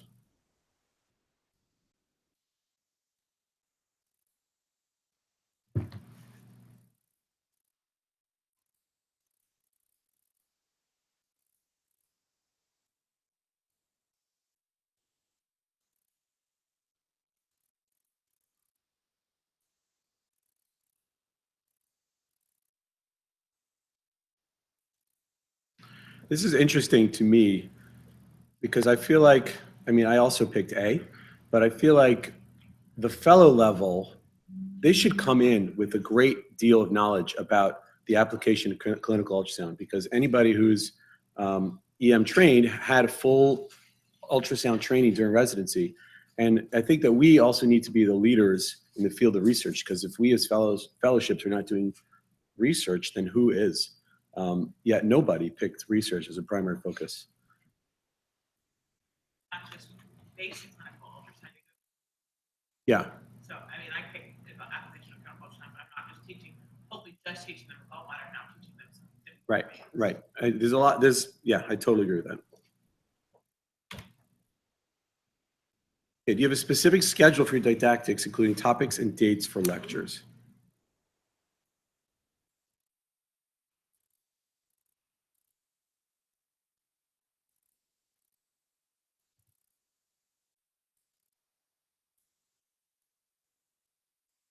Okay, so pretty split room. We have this in a slide later, so we will talk about this. Do you have an administrative curriculum?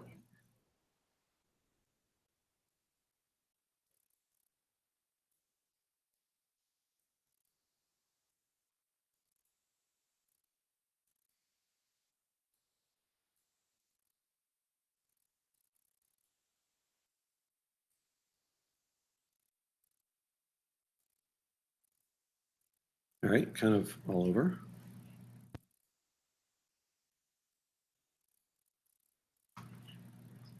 Right. And we did this one, right? Who do you teach? So that's it? Okay, good. All right, we have about half hour to go through a whole bunch of other topics. So I'm going to try to keep it moving.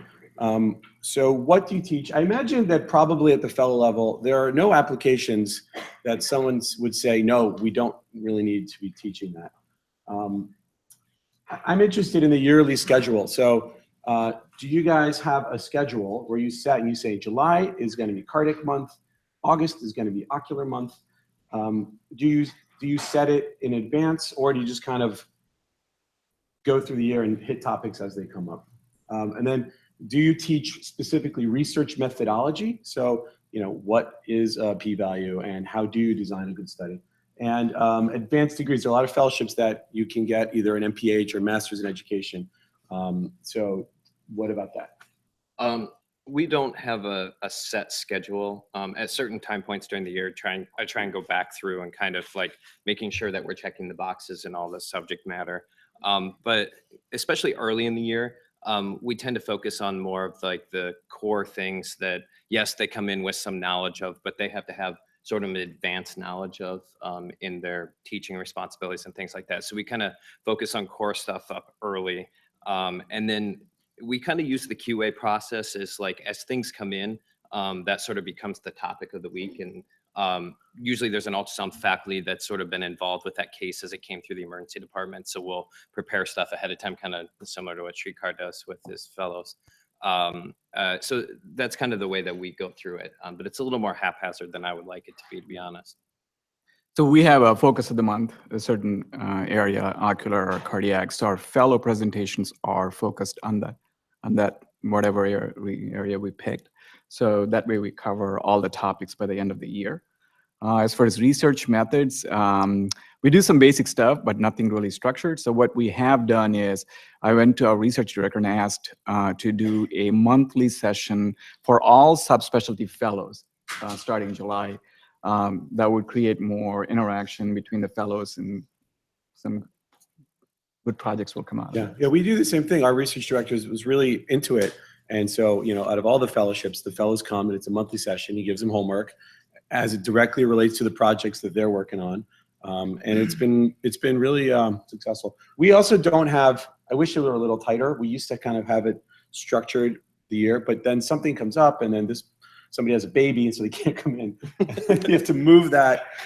My spot right now. Anybody else find something that really works or doesn't work? Yeah, Alfredo?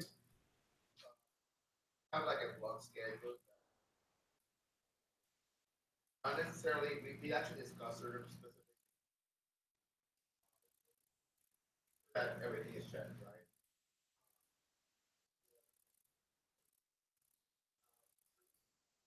We actually send our the good thing about sending them there is that they also have to work on the projects and they get kind of like updated, so they know they have to have all this done by a certain amount of time. Right. So that has actually worked well for us. So. Yeah. I just asked, EMVRS tends to conflict with Well, the first part normally doesn't. So they normally go that year for the first part of the MVRS. Now the second part completely. What we do is we have an arrangement that they go to the next. Now that doesn't mean that they don't have to have the project already working. So at the end, it's CME for them. It's all over.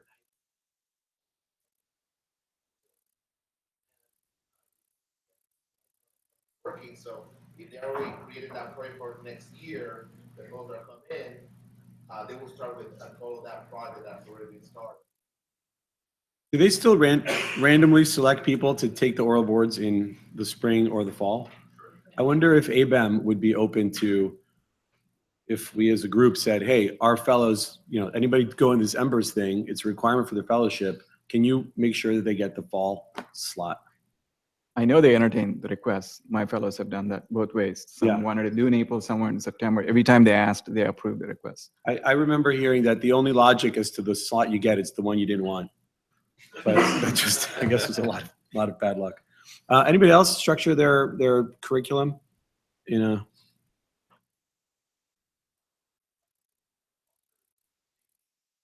Having sort of a monthly theme.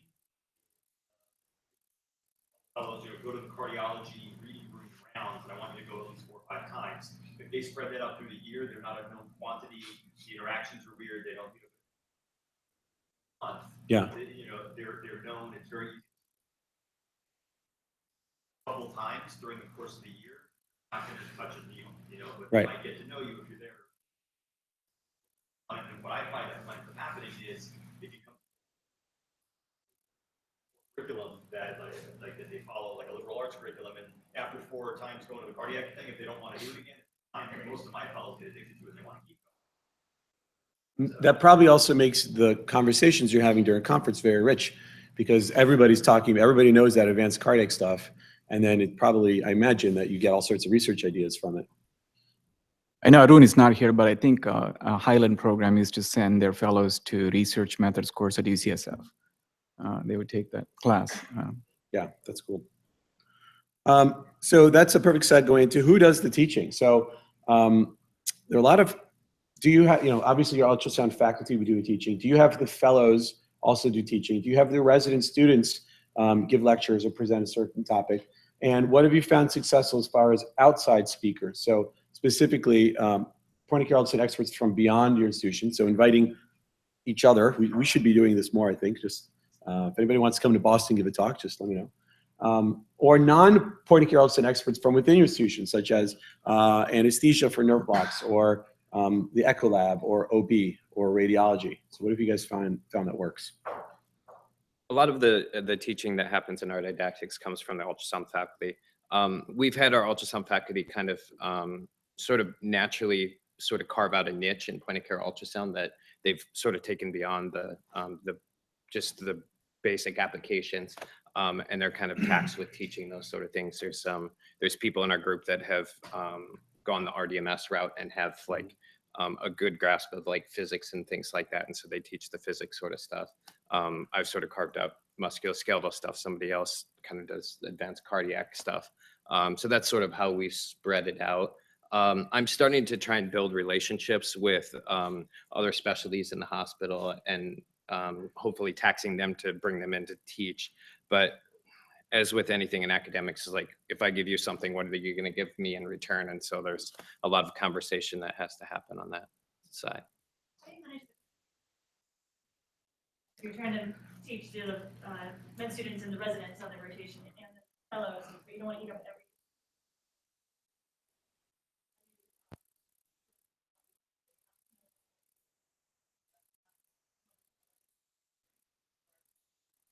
Yeah, we had to start carving out protected time just for fellow education. That's a little more advanced.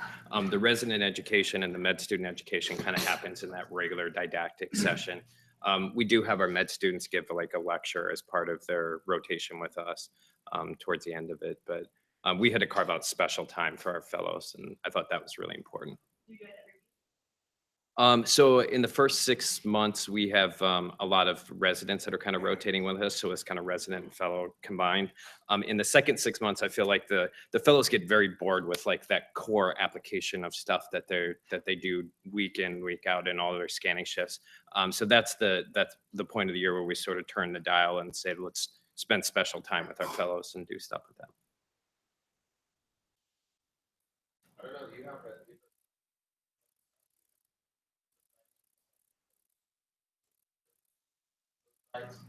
so what I'll do, since they're not really working with residents, I send, and they have to take time for the scanning. The workload, so I might send some of the students to on a drive, but it just divides. I can actually just time with some of my faculty, with the residents, carve time for the fellows if they want to.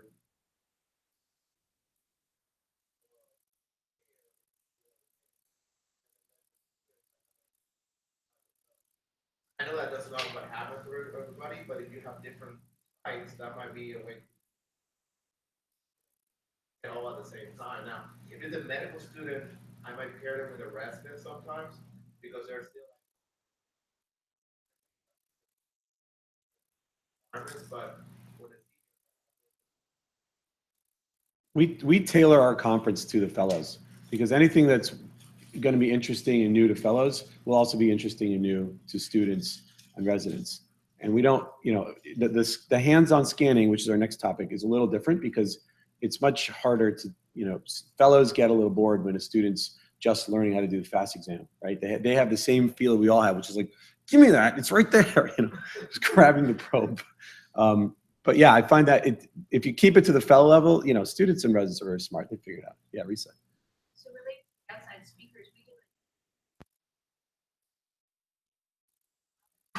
and we bring in people sometimes department who aren't point of care ultrasound experts, but also people and work was a great way to have friends. By doing that, you're actually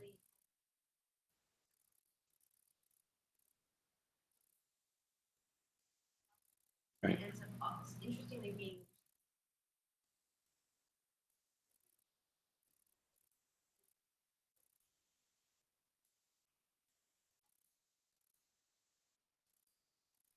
you can invite friends, you can Right. invite someone you've always And how often do you do that? You do it monthly? we do it monthly. Monthly. And in New York, That's it's cool. easy because everybody wants to come to New York. Right. In Colorado, there's actually an abundance. And I think I'm a big advocate of thinking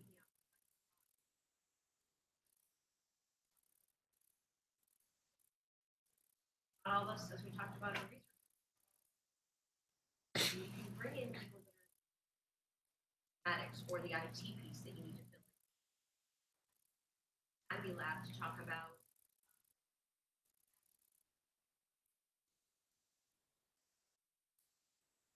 anatomy, and then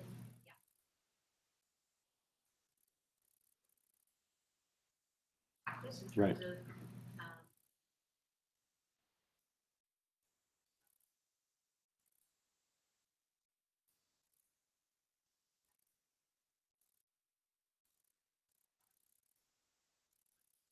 Right.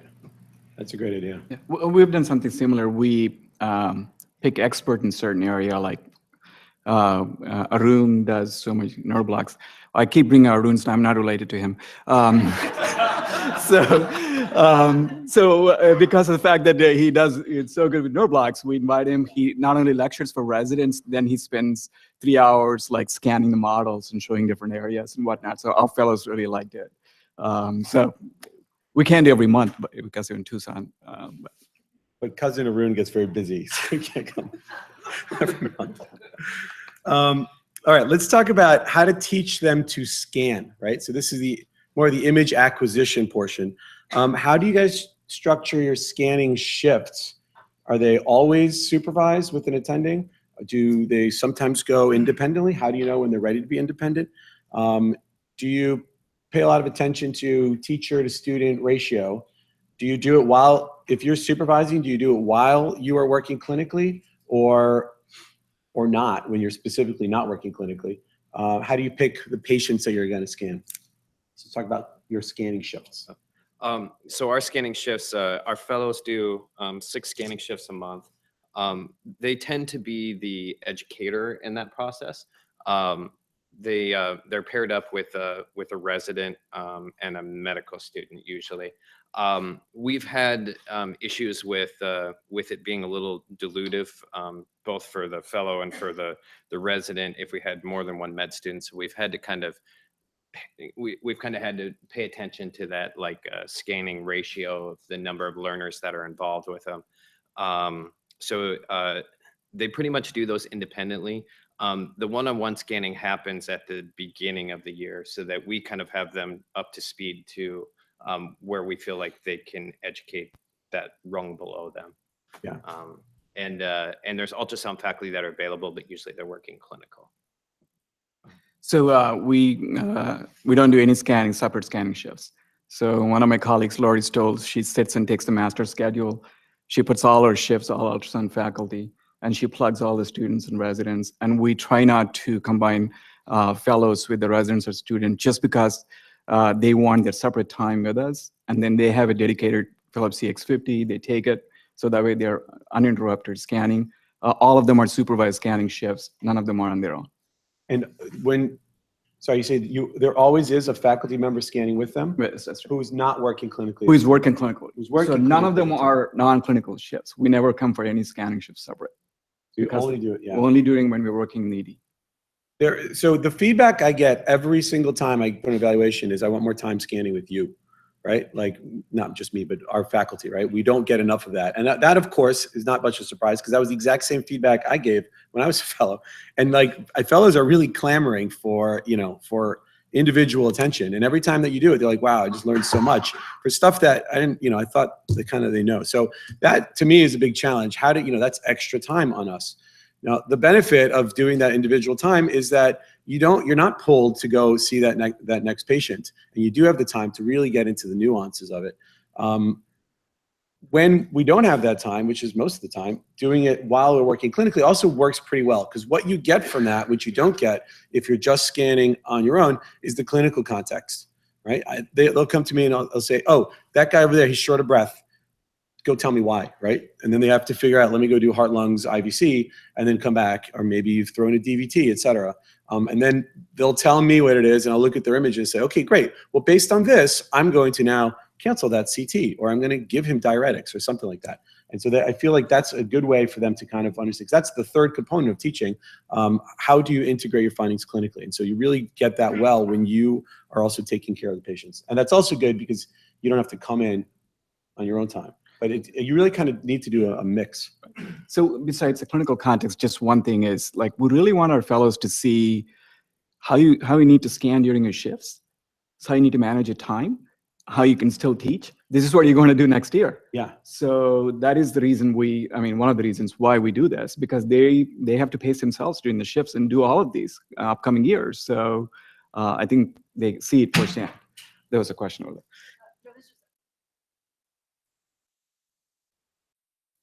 And I think our group of fellows have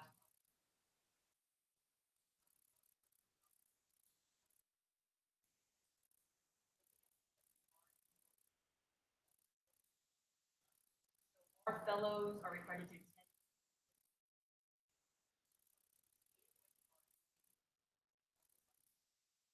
Our faculty, luckily we have some ultrasound conference after for didactics journal club afternoon. One of the without any ultrasound that they are required to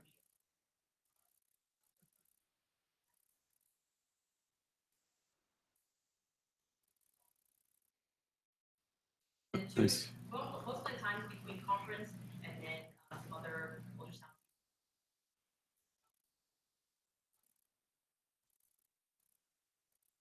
Right. Excellent. Matt? So,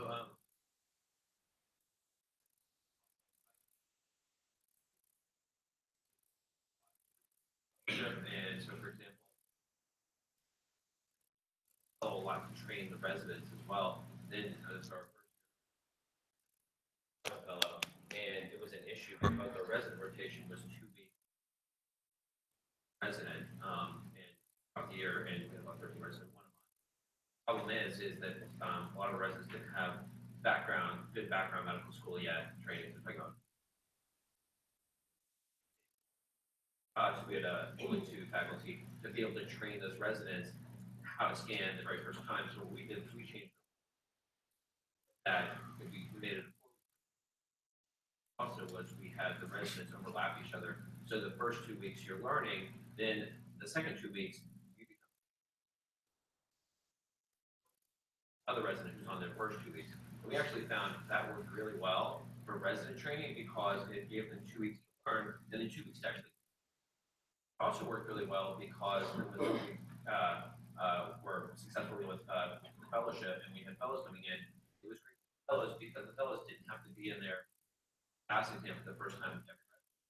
Had another resident that was having that resident, the fellow got to, during the scanning shifts, resident and help them with those more advanced points.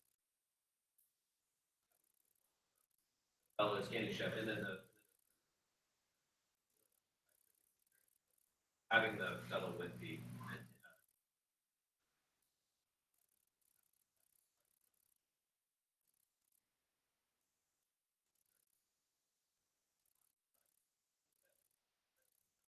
kind of interesting. I'm actually like to throw a question out because I'm interested in the resident rotation because articles came out in JUM about randomizing between resident rotation or no weeks. And had in that study, and I don't want to critique the study, I can't remember, advised to 2 weeks or no weeks. Test them at the end of their residency and found there was a good kind of but I'm just curious, what do people think about looking right? I'm so really fascinated by your great study. I'd never even thought about not doing a resident rotation, and so I'm curious what people think of, like, what is their right? So did he get that right, John? That eliminating a resident ultrasound rotation decreases.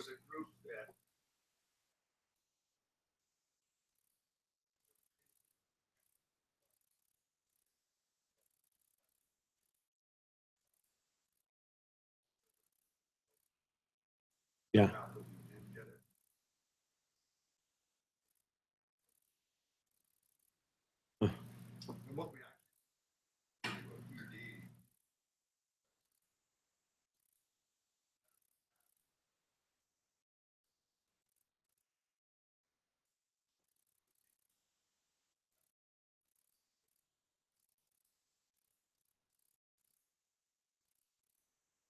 Fascinating. Yeah, I'm just curious, like, what the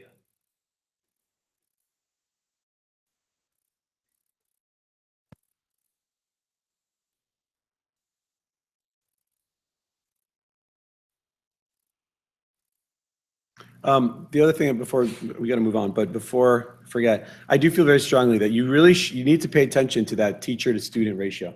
And I think that the ideal is where there's one teacher and 2 trainees. They're more engaged and it feels more fun than if you're individual. And 3 is not as good because that third person kind of doesn't really have something to do, but you could still keep them engaged by having them answer questions and, you know, talk. Once you have 4 students in the room, that's too much because then you have 2 people that are not engaged and they end up, you know, messing around and checking their phones. So I think 2 is ideal. 1 is fine. 2 is better. 3 is allowable. That's my own personal take. Other tools that that we've found useful. So other places that one can rotate. So the Echo Lab. So either reading echoes or sometimes, if you're lucky, the techs will, if they're really good, they'll let you do some of them. We've had our fellows go scan with the radiology ultrasound techs. Rheumatology, sports medicine. We have a great MSK rheumatologist. So she has them come to their clinic and they learn MSK ultrasound there. Anesthesia for TEE or for nerve blocks. And we found that Planned Parenthood is pretty good. I reached out to them a long time ago because we don't really have a large transvaginal volume of first trimester patients. And so, but Planned Parenthood sure does. And they do their own ultrasound and they were very willing collaborators. And so we actually pay them. So we pay Planned Parenthood for the time for the fellows to come. Those that are interested, we don't force anybody to go, but those that are interested, they go and they spend a whole week every day. And they in a week, they do something like 70, 80 transvaginal ultrasounds. And they see all the different variants of pathology and normalcy. Simulators, of course, there are many of them. We could go into them, but we don't have the time. Teaching to teach. So our question, I think, show that most of us realize that we should be teaching to teach, but we don't do it as much as we could. I think it's probably because we've never been taught how to teach, right? Like we know what a good teacher looks like, but nobody's ever really, as far as I know, there are no courses, and well, there must be courses, but we don't get instruction. Same thing for bedside. I don't know how to, well, it's not really the teaching. Sorry, I'm kind of jumbling things up, but for like evaluations, right? When you're evaluating your residents, I've never really been taught how to give good evaluation. So I think the same applies to the teaching. So how do you guys, do you teach your fellows how to teach? Yeah. So our health system has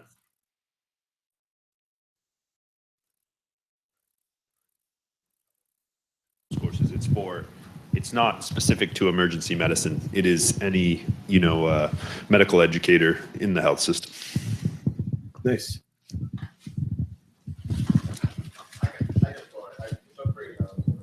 Oh, we know. So, one of the things that we have started with is that we actually, when they're doing lectures, we have resources. And they get more or less every day, and then we report it. One of the things that go back is, we do like an introduction, how to use Keynote, PowerPoint, how to like present certain things. I even give them like a little like box of lectures that they already have, so they can actually just start. So they have already something to start on, and then for them, and then we go back to them and say, listen, so I just yourself doing the lecture because I can tell them a lot of things how they're presenting, but when they need to see themselves on how they're actually interacting with people. So we always have our mentor that we always repeat, or you're saying too much word, or you're not using this appropriately when you're referring to specific things in anatomy. So right. It helps them kind of like catch up and say, well, this is what I have to work on. Nice. So videotape the lectures. That's a great idea. And even if they're the only people that watch it, it's still probably helpful to them. I like to meet with my fellows a week, at least in advance, beforehand, and have them just give me the whole lecture. Because it's not just about the presentation of it, it's about what you're presenting. And I like to meet with them. And then scanning, just watching, sometimes when we have the fellows teach the residents, I'll go in and just sit there as that fourth person and then observe their teaching and then give them feedback on that. Yeah, does somebody have a comment? There's a button, Matt knows about it. It helps to turn the button on. Yeah. So one of the things that is available is the ASAP Teaching Fellowship, which is a great 2-week course that really teaches you how to teach, how to evaluate, how to build a curriculum, how to develop a curriculum. And it's something that I would encourage anybody who's really interested, whether or not they be in only ultrasound or they just want to follow the education pathway to progress in academically, to actually do that. I did it, I heard about it as a fellow, but I actually did it as an attending the year after I finished my ultrasound fellowship. And it really gives you a lot of pointers regarding teaching and education. ASAP Teaching Fellowship. Great idea. Thank you. ASAP Teaching Fellowship. Please. It's about $2,000. Of course. That's how we've done this with Brazil. As of who does on teaching education.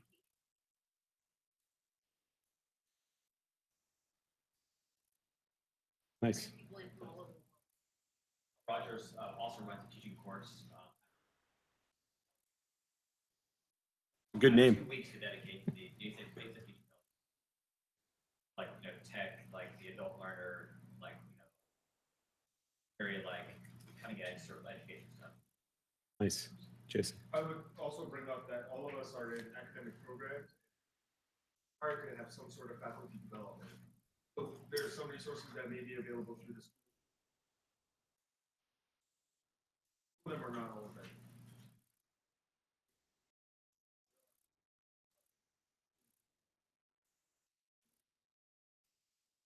Nice. All right, we got couple more slides and about 5 more minutes. All right. So literature, how do you teach literature? Do you have a literature bank of best of must-know articles? Do you primarily focus on new articles? Do you have regional journal clubs? What do you guys do? So our program, we have a bank of core articles that we try and work through on our QA on a weekly basis, and then we have a quarterly journal club that's hosted by one of our ultrasound faculty in their home. It's a little more of a social environment where there's like more time to kind of discuss articles, and we kind of reserve that with more hot topic sort of things like new literature, things that are on the forefront, and then we have a little more of a discussion on those articles. But then on a week-to-week basis, you're reviewing the core. Trying to stay the more core articles, yeah. So we have must-read articles, and they have to read on their own time. Weekly, all the new articles. But every month, we also assign one topic to each fellow and faculty, like pneumoperitoneum, SBO. So you have to do a PubMed search, and you have to present, and also put all the citations and talk about it. So that way, we are kind of constantly updating our. Nice. We pick new articles every week where something that's just kind of hot off the press. It's a good way for us to kind of stay current, although it might be at the detriment of our fellows might not know the core literature as well as they could. I want to just, for those of you who have never seen it, how do I get out of this poll? Sweet, there we go. Jeff Hayden has a fantastic website called emergencyultrasoundteaching.com, another good name. And on this, there's this thing looking for core emergency ultrasound articles. So for every one of these, you just click on it, and this is actually a link to the PDF, and then here's kind of his take on it.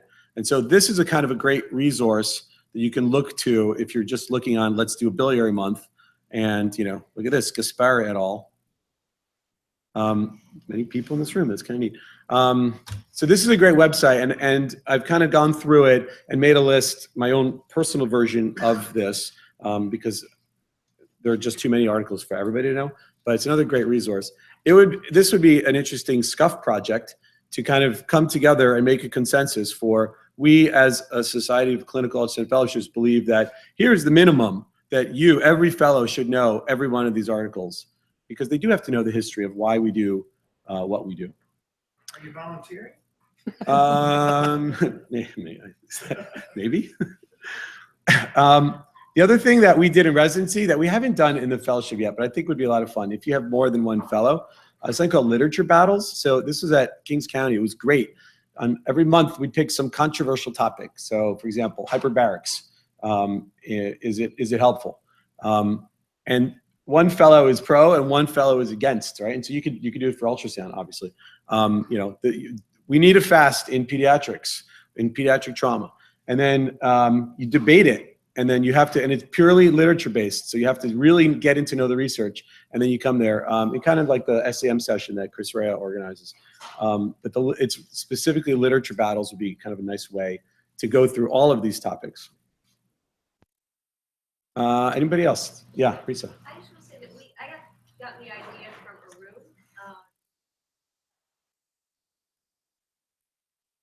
Got to balance one versus articles a week. As subject matter experts,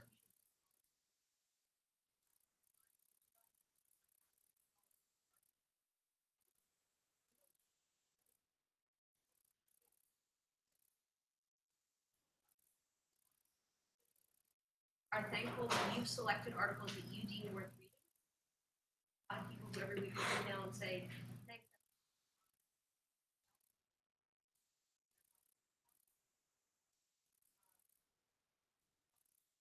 That concept that I talked about yesterday of moving. Right. Yeah, great idea. We've also found, I think other places do this similarly, a regional journal club. So in the New England area, every 3 months or so, maybe less than that, we kind of get together as multiple institutions, and it's usually somebody's house. Every program will present an article, and it's also kind of more of a social gathering. We're just out of time. There are some other ideas that we came up with for learning. Make them write questions based on a reading. So you give an assignment. Say, I want everybody to read about aortas, and I want this. I think Srikar's idea, where come in and everybody's got to make 5 multiple choice questions that we're going to give each other, and that kind of really focuses them. It kind of gives them a motivation, I imagine, when they're actually doing the reading. ASAP management course we mentioned. This is available online, or at least it used to be. I tried finding it the other day and I couldn't find it because you can purchase it online. It was a subscription. And then we could then use that as another teaching tool. Having the fellows go to national section meeting, I think is helpful. There's a lot of stuff online. Joint rounds with ICU, we talked about that. And the last thing, if we have 1 minute, I'm interested in how everybody keeps their fellows on target. This is a little bit outside of how you teach, but how do you keep the work of the division flowing? We don't have too many sticks. We don't have too many carrots. And when stuff doesn't get done, it's a little tough. So something, Dropbox, of course, or Google Drive, Share Drive, definitely helpful. And I've used this thing called Wunderlist. Anybody use this? It's kind of like a things. It's a checklist, but it's shareable. So if the task is a certain research project, I can put an action item on it and then assign it to a fellow, and then that'll show up on the fellow's to-do list. We're just starting to use this, but does anybody have any other ideas of how to keep things moving, how to keep fellows on task? Punishments when they don't come through and something that they're supposed to do? Yes.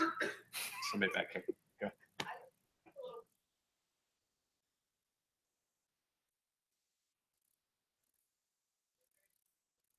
Yeah.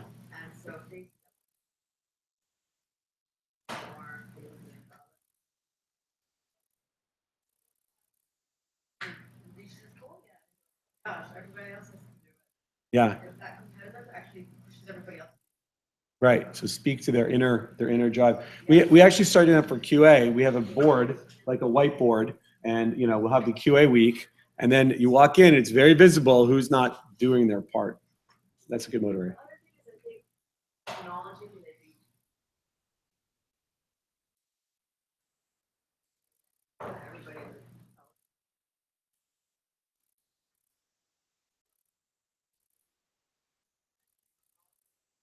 Right. Nice. Okay, well, I think we're out of time, but thanks. It's a very great discussion. Thank you.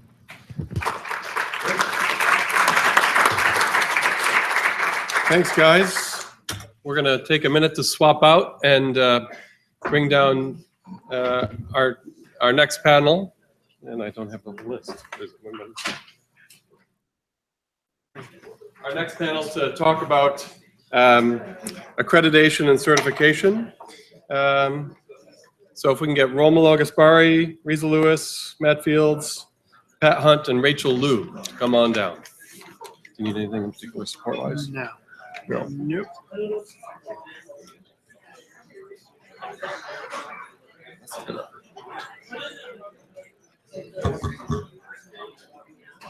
don't know.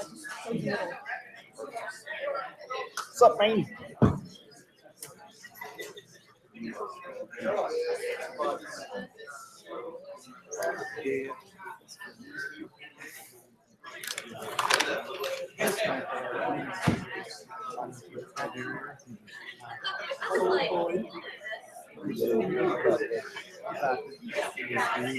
Very strong.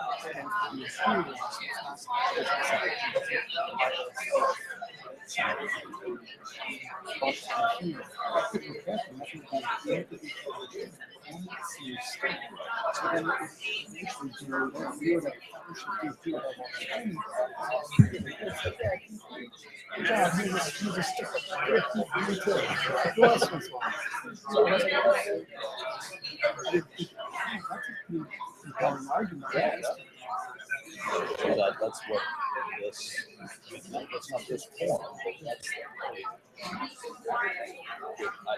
Put up the. I got some stuff pulled up just in What? case we need a reference. I don't know enough about it. Like just Melissa about what they have. All right, why don't we get started to stay on track? So this particular panel is a discussion of accreditation. So a little bit of a preamble before we start the actual panel. And I want this to be, this is a panel discussion, but it's meant for everyone to participate. So if you have something to say, put your hand in, we'll try and get everyone involved. Just a little bit of semantics so that we're all on the same page.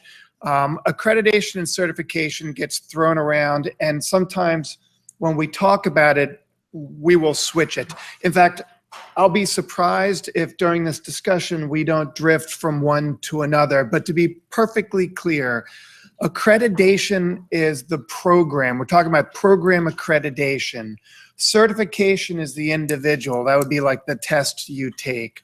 So ACGME would be a program, would involve a program accreditation, but they also then partner for certification. So we're talking about program accreditation for this panel, and we won't have enough time to really spin off into the accreditation. And there's a reason why we chose this topic first. We will talk about certification at some point in the future, but this is about accreditation. Now, in addition, many of you will have received the email recently about ABEM, the ACGME pathway. Just recently, they approved the DFP pathway. So this was designed before any of that happened. We're not really up here to discuss the ACGME or the DFP pathway. As we go through it, I'm sure it's going to come up because that's just the nature of how we are as a group. We just keep talking about it. But that whole thing, this is not meant to supersede that or to ignore it. This was designed without that. And I know that that just came out. Frankly, the main reason why we're not bringing it up here is there's not really enough information that we know yet. We're still in kind of the beginning phases. And I know that at SAM, Rachel is going to have a session where we'll talk about it. Last night, there was a number of conversations about the DFP. I know some people feel very passionate about that. And that's great. That's a conversation that has to happen. This particular one, however, is something a little bit different. And just as a preamble to get through the kind of accreditation, I was going to have Risa talk a little bit about the pathway through the ACGME pathway. And then I'm going to say a little bit about why we're talking about this particularly now, and then we're going to open up the panel. Risa? So I sent a slide to your email and to Keith's email. I need a slide, Keith. Slide Let's it up. see if you can bring it. I just sent it the PDF to your email. Just hold your phone up. I could. Everybody see We have this? that little dock camera we have here.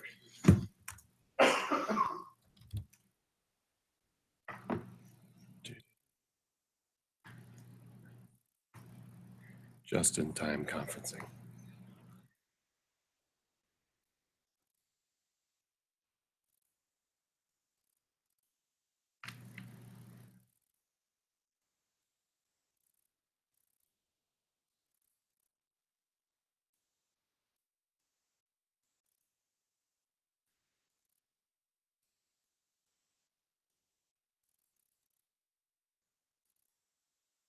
I will do that.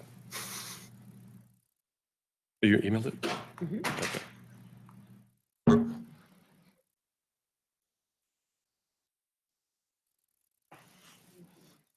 I'm just still waiting for wireless. Okay.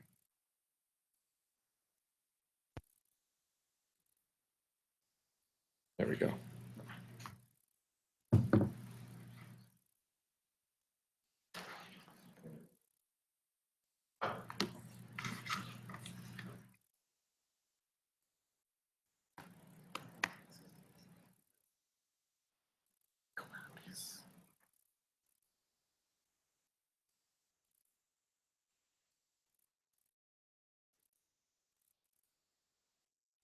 Perfect.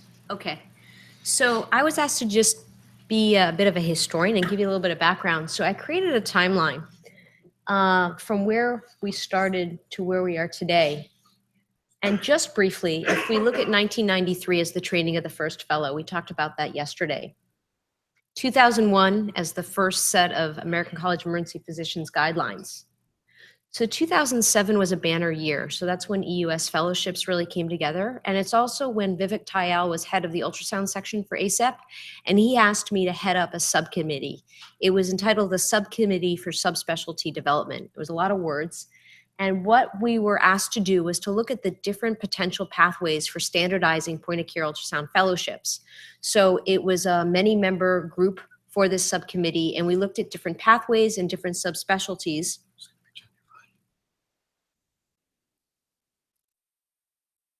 Got it. There was a series of presentations, typically at the annual meetings of SAM and ACEP. At those annual meetings, we went through exhaustively explaining what the different pathways were. We're very exquisitely aware that this language, this lingo is confusing, as are all of the initials. So in 2011, we had a vote among the community in terms of the different options of how to standardize fellowships. And 71% of those who voted said, yes, we would like ACGME, subspecialty status. And that was considered the gold standard at the time and the most difficult to achieve. Around this same time, we were developing relationships with ABEM, the American Board of Emergency Medicine, which falls under the umbrella of ABMS, the American Board of Medical Specialties. And hence Pandora's box opened. In terms of all the processes, all the applications, and all of the iteration and reiteration that this isn't a sprint, this is a marathon. And we've been reminded of that many, many, many times. So moving from that first survey from 2011, in 2012, ABEM formed a clinical ultrasound task force.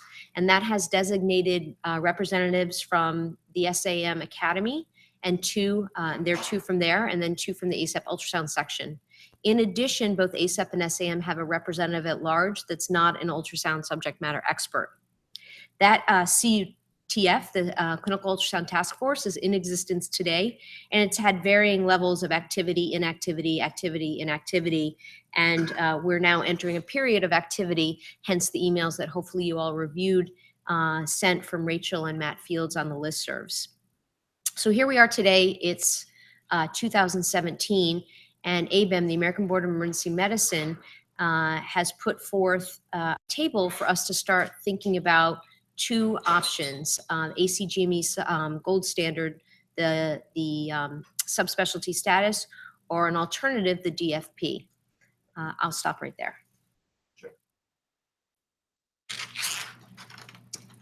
All right, so during the same time period, over the last probably year, the board of SCUF voted to decide how we were going to participate with this entire process. And one of the things that came up was, without any accreditation or certification, you run the risk that we don't have a floor for what supports our fellowships, both the programs and the individual fellows, meaning how well we train them and the resources each fellowship gets.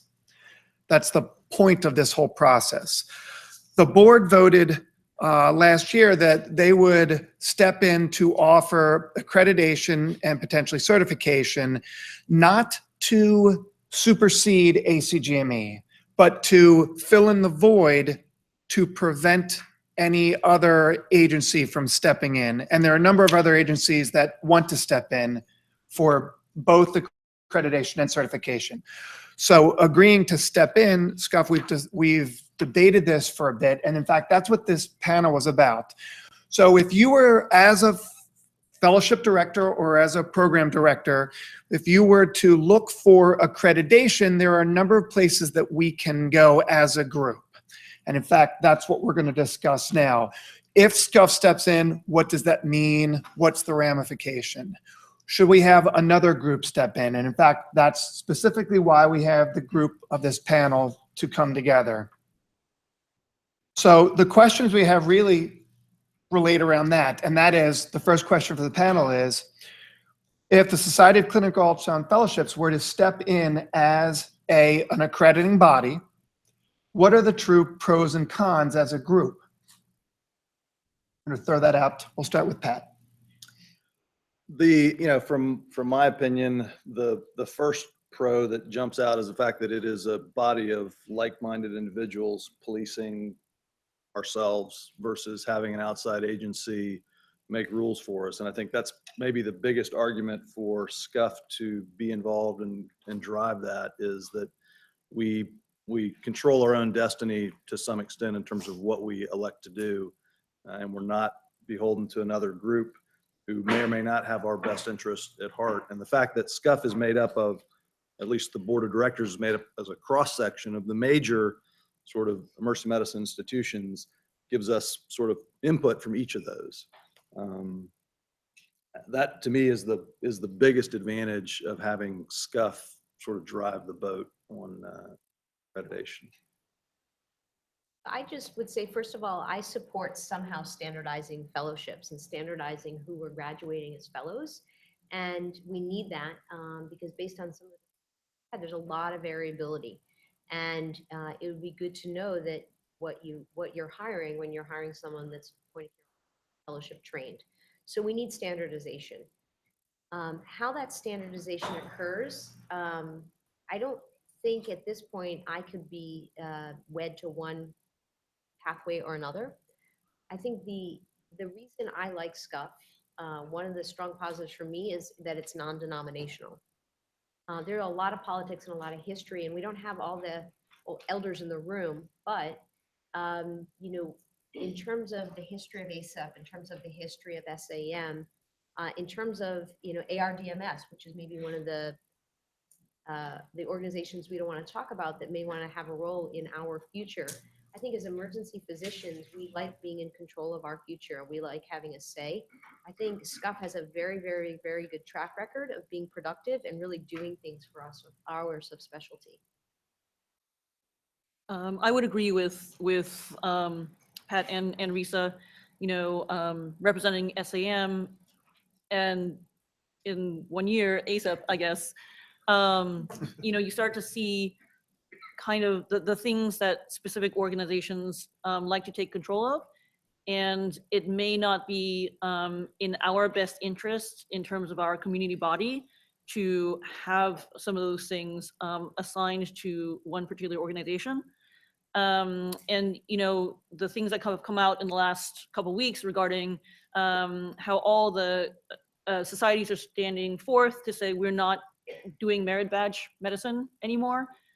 If we don't really control our own destinies, then the opportunity is for someone to step in and say, here, you have to do this merit badge, which I know we're all against.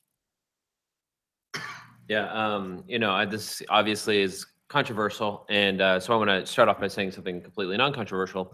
I want the best for all of you and for all of us, which obviously want the best for the specialty. And I love you.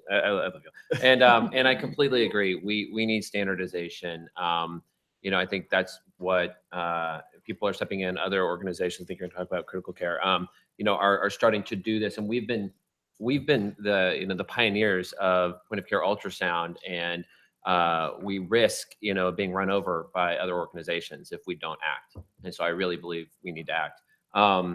And so I completely agree with non-denominational is important in the sense that we need to have control of it, and we need to have people who have vested interests.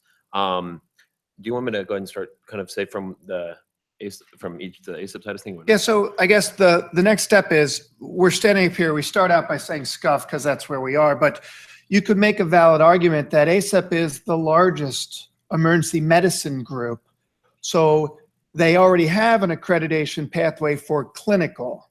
So why wouldn't we simply just ask ACEP to do it? Right. What are the pros and cons? Yeah, and I'd love to invite anybody to comment. I'm going to present what I think the pros and cons are. Obviously, the section chair, I obviously am a big proponent of the college in the section. And so first off, let's just look at history. ACEP has been a long supporter of the field and ultrasound in the section, and they were the originators of the fellowship guidelines. So they have a history in guiding fellowships and setting standards. And as Romulo said, right, we are the American College of Emergency Physicians is the largest body of emergency physicians, and the section is the largest POCUS institution in the world with over 1,300 members. So that's a really big deal when you're talking about getting recognition and buy-in from external organizations. So you have to think about that. Hopefully everybody is familiar with CUAP, the Clinical Ultrasound Accreditation Pathways. So that's it's actually it's within ACEP, it's a separate organization from the actual ACEP section. Obviously, we're very integrated related, but they have their own board of directors.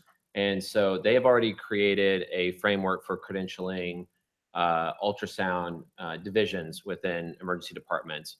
And it's successful. There's 30 programs. There's a lot of applications going. It's really working well.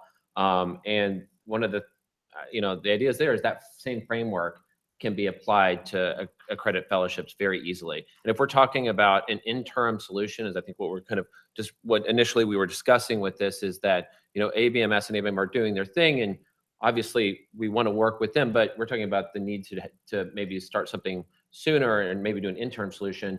The CUAP model could be pretty rapidly adapted for that. There are, and one of the other points about it is there's a concern of ownership. And one of the things, so Vivek Tayal isn't here, but he is the current chair of that committee of the CUAP. And I was discussing, and one of the things is that he would be very amenable doing was opening up seats on the board of CUAP for SCUF and for SAM to make it, a whole group process and decision making. And so I think those are some of the big advantages. Some of the cons that I see, right, is that ACEP is a large, over 40-year-old institution. It's got competing priorities, and whenever it comes to needing to make changes and do things, we're going to be put in a queue along with the other priorities of the college. There are people that we do have to answer to. So the CUAP does have to answer to the board, and so there are decisions that we can't make on our own. ACEP does look at things with a bottom line, and there will be a cost for credentialing fellowships, and we're not going to necessarily be able to make that price tag. Now, I will point out that for CUAP, some people might think it's expensive, but it's actually 2 to 3 times cheaper than AIUM and other organizations that credential. So they are very savvy about that.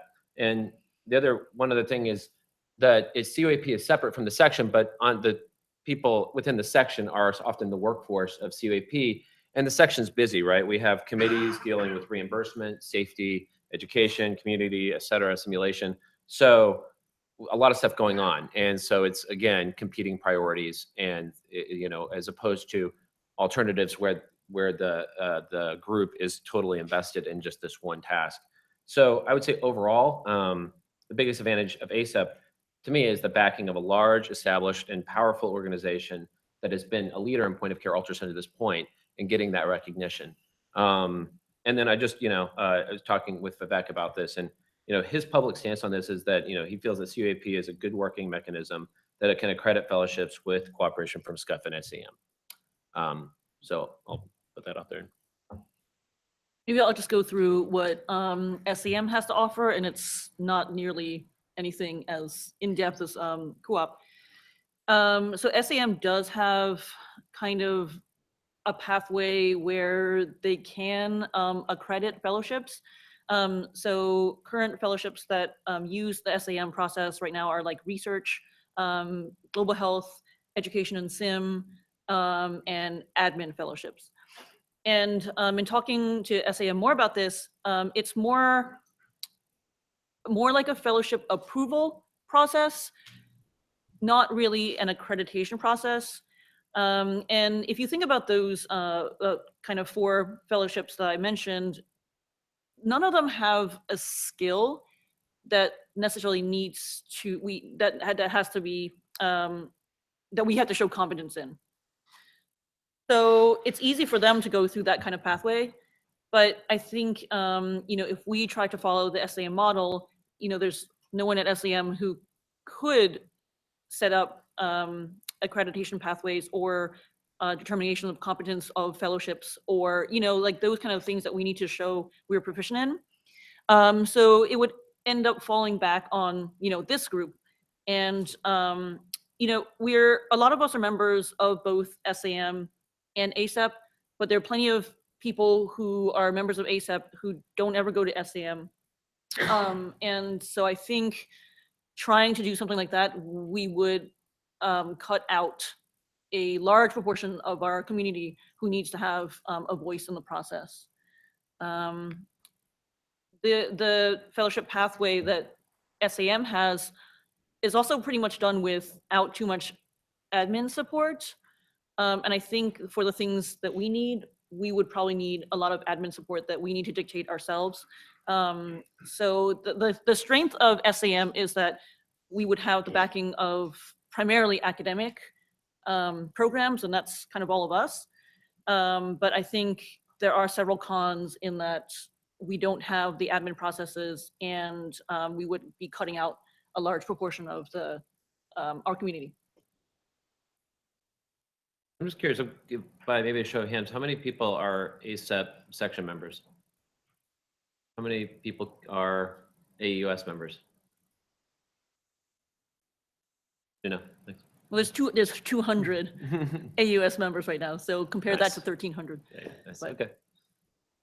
So one of the other organizations that has been mentioned that is interested in offering accreditation is AIUM. They offer program accreditation in other areas, and they would be thrilled to step in and offer accreditation for us. Accreditation for many of these programs, for many of the organizations, can be a moneymaker. They take in fees. They have a process that then churns out whatever it is the stamp is by looking at the data, and then you get the umbrella organization's name over the accreditation. The big negative of AIUM is it's not us. You could say that one of the negatives that Matt discussed for ASEP is it's not emergency ultrasound, that's emergency medicine. And there are times when those interests are competing. That's exponentially more if you go outside of emergency medicine. John, you want to say something?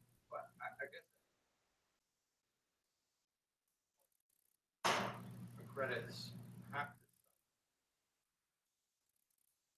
Yes, so they do, but all of the organizations have entertained the concept of accrediting the fellowships as well.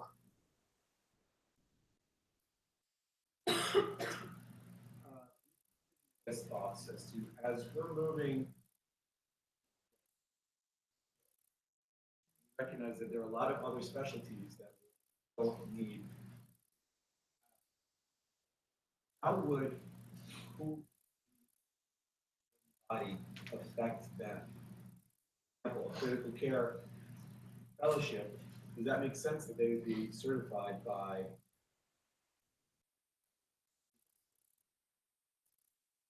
Yeah, I think there's a piece of that Subset of internal medicine, right? right. Well, and you can look at any of those. I think one of the things, and we as a board thought long and hard about the way we named this organization. The name of this organization does not say emergency ultrasound, it says Society of Clinical Ultrasound Fellowships, with the idea and sort of the knowledge, knowing where we were at the time and where we expected the rest of the medical environment was going to go, that group would grow.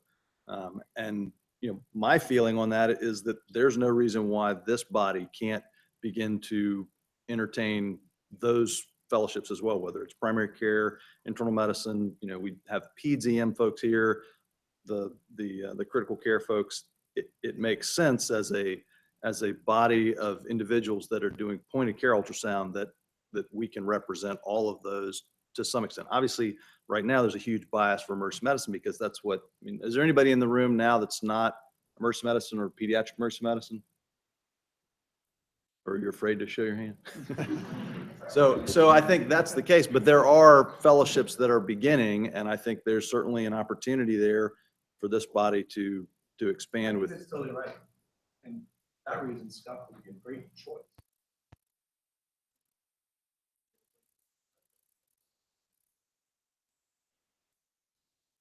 So a parallel to that is with CUAP has gotten requests from non-emergency medicine groups for accreditation, OB/GYN, critical care. So they just changed all the wording on the website from emergency to point of care because that's the group is interested in expanding that way. So yeah, I could definitely see that happening with fellowships. That was originally when we started doing COP at the very beginning, that we had a similar discussion for the same reason, knowing that there'd be other programs that would come in and develop. It's like no reason to pigeonhole ourselves on the front end. Yeah, we would focus on emergency medicine for a number of obvious reasons. It's what we know best. But the board discusses this, that this is not meant to be exclusionary, but we're also not trying to say you have to come to us. We're trying to set standards so that the field can grow appropriately. And to just walk you through kind of some of how the accreditation will help you, because sometimes there is some negative side to it. You have to fill out these pieces of paper, you have to apply for it, there is a cost involved. The positive is, I'll give you an example. If right now you're at a site and you're the only doc there, and the accrediting body says for each fellow you have to have 1.5 FTEs. Again, I'm making these numbers up. But if you get that as a accrediting body saying this is what you have to be accredited, you go to your chair and say, I need another half FTE because this is what we need for our fellowship. It takes the resources you need, it standardizes them so you can go and argue them. It puts the bar down. That's really the purpose that we're looking at it. That's one example. There's many, many other examples as far as why you want to accredit. But it gives support for each program to go and push for it.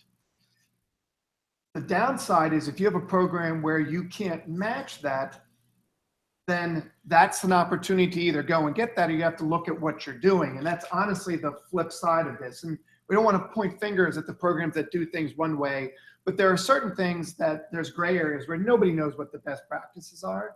And then there's other areas where it's clear what you're doing is a benefit to your individual program at the expense of the fellow. The example would be you have a fellow and you require them to work 1,200 hours because that's what your chair says, and you pay them $35,000 when most other programs invert that. So, and I'm not trying to, point at any individual program, but again, that's the point of accreditation, that these types of things become standardized in a way that help everybody grow. Nova. I'm on the SCUF board, so I have a natural bias to this.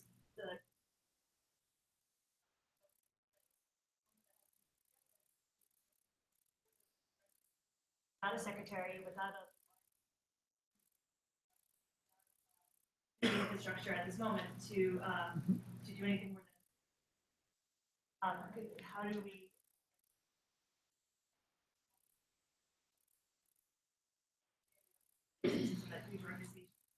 how would we go from the small groups to people? That's a great question. So first of all, I would turn over to Pat to talk a little bit about the mechanism for how this would happen. So, when we first were building the CUAP, I mean, some of those questions came up as well. How do we do this? How do we fund it?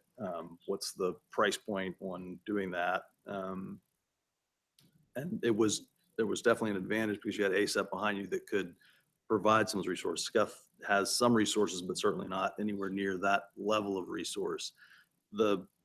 In very broad brushstrokes, the idea is that we would take a lot of the things that we developed initially for CUAP and reproduce the things that were required that are specific for fellowships, not necessarily for programs, so that the front end building and design work, which most of this would be online anyway, forms and so forth, could be built relatively inexpensively and managed via a separate committee that SCUF would determine and elect. And then the board and the body itself would have to make some determinations about what are the specifics and the details, what are the costs, how do we compensate people? People that are doing reviews for CUAP receive some very nominal compensation. I mean, you can't make a living being a reviewer for CUAP. I don't know what the numbers are right now. Is there some funding for people that do reviews? I know we did initially for the reviewers for CUAP. For CUAP. For reviewers? Yeah, there is some. I don't know, actually. I think there's a little bit, but it's not much. Yeah, it's right. I mean, you're not getting paid. You're not going to make a significant money. So but you have to find some way and some resources to build that. And right now the only resources that SCUF gets basically the registrations from the programs and registrations and stuff for this conference and from applicants. If I can say that the discussion of the board was specifically, can we do this? And having gone through the process of looking at what happened with the CUAP, it's something that the board can do. As this grows, it'll require more resources, but that will come with the structure that would be put into place. So it's doable by SCUF. Our admin fellowship is run by to go to the SCM committee about the approval of the different fellowships. It's just sort of an approval process, and you have these basic things in place. You have to build all this infrastructure.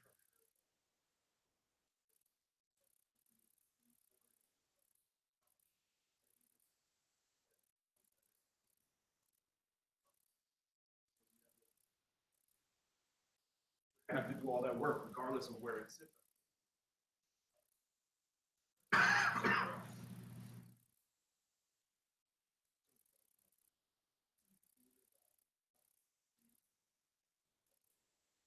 Not be recognized by many of the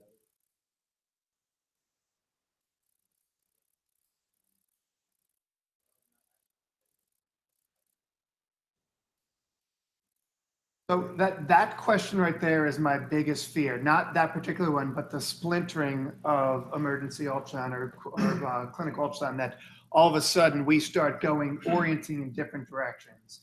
And that's actually the reason why I think SCUF does a better job, because it pulls it out of some of the existing politics. So as an outside organization, could they not recognize us? It's possible they could or could not. They don't. Agencies such as that, they don't generally not recognize. What they simply do is try and offer what they think is a better alternative. I would say ABEM, when they started this whole process, they went to ACEP, they went to SM, and they came to SCUF. They came right to us. And when we had conversation with them, they did not go, we're going to talk to ACEP, and when we're done, we'll talk to the people who just got started over in the corner. They talked to everyone involved as the constituency. The big benefit of SCUF is it is what we do. We're only worried about ultrasound fellowships. We're not worried about the rest of it. So it's a little bit easier to do these types of things because we're not juggling 20 other balls. So from an outside organization, I can't speak for them, but I would be surprised if they discounted it. What they might do is try and step in, but that's just a matter of where we go as a group. Will some other clinical ultrasound go to someplace else? We're already seeing that. So the critical care, they're going through SCCM. They're looking for certification through cardiology. Right now, the latest position paper, it suggested that for critical care, instead of going, this is for certification, not accreditation, that they go through the National Board of Echocardiography to get their testing until critical care gets their stuff up to speed. Well, that requires getting a letter from a cardiologist to even sit. So you can see where you're starting to see these things evolve because of a vacuum, which is why specifically we're pushing this forward now so that we fill that vacuum and then let the natural process happen where we still retain control as a group. I remember the National Board of Echo, they are for a splinter group.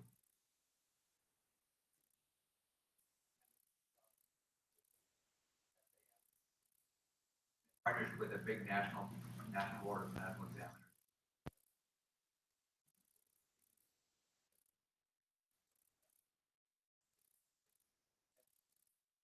Why we're not just concentrating on certification first, and then versus doing them in parallel.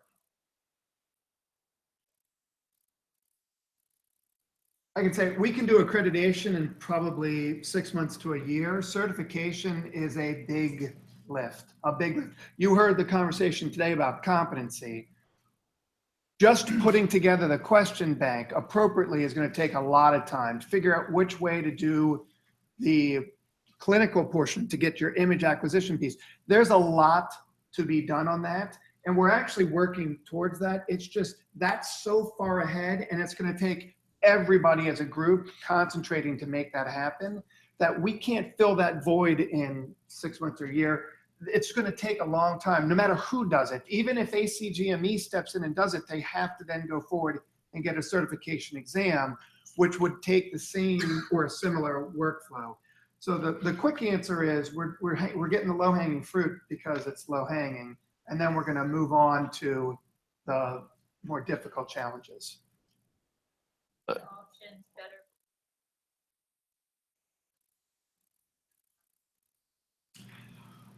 that's an interesting question. I would throw that one to the panel because I don't know that there's a real good answer. Well, and you kind of to Tom's point, I mean, I might also make the point too that we actually don't have control over the certification piece. Nobody, ABEM doesn't even have it. It's ABMS.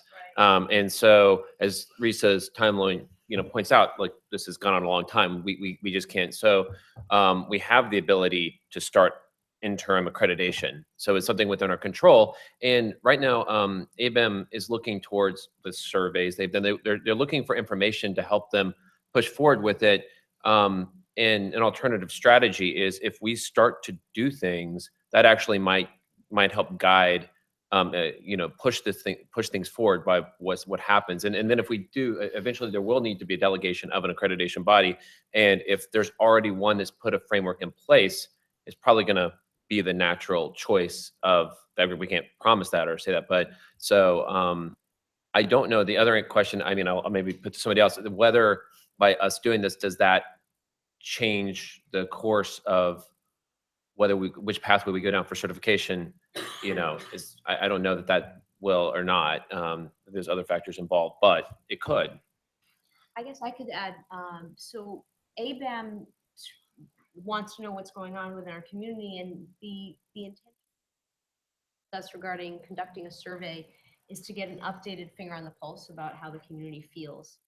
And the executive director was planning on coming today. Now, there wasn't an invitation to someone from ABEM to come speak on, where we are right now, but they knew that this meeting was happening. And so the executive director said, I'm coming, and then he had flight weather delays.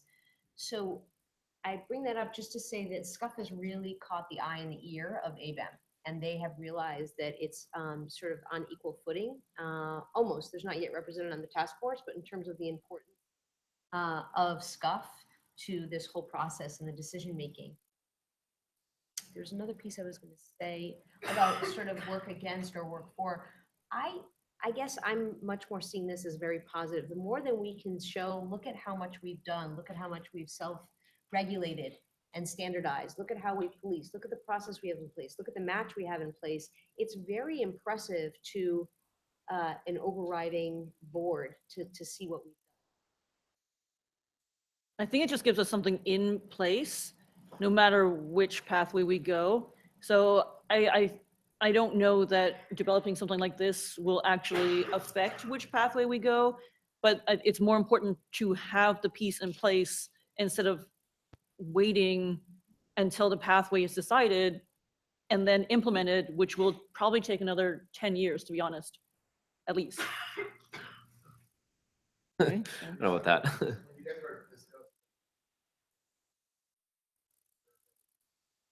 Talking about this body because the fellowships are the ones that are implementing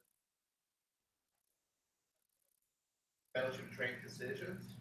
We're talking about, are we talking, AUS? I'm just trying to figure out, because honestly, at the end of the day, if you use the ultrasound section, you have medical students, residents, you have a bunch of other people there that they might not even go on to do an ultrasound fellowship at all. So what is the mechanism that they're going to be using? So I think it's fair to say they told us that they're deciding, and we can't really answer to what they're going to decide about who they're going to survey. For sure, it's going to include the ultrasound sections of ACEP, SAM, and SCUF. But that would be like when the EMS actually asks their certification. Did they actually ask our community about it? How did they go about it? Because I feel like if there are people who are fellowship trained, they're the ones that have to decide what is the course of their action. I just, that's my honestly, that's my concern. Like when I see this survey, because we have done this about. I've been here since 2006, 2007, so I know exactly how everything has gone throughout the history. That would be my only concern.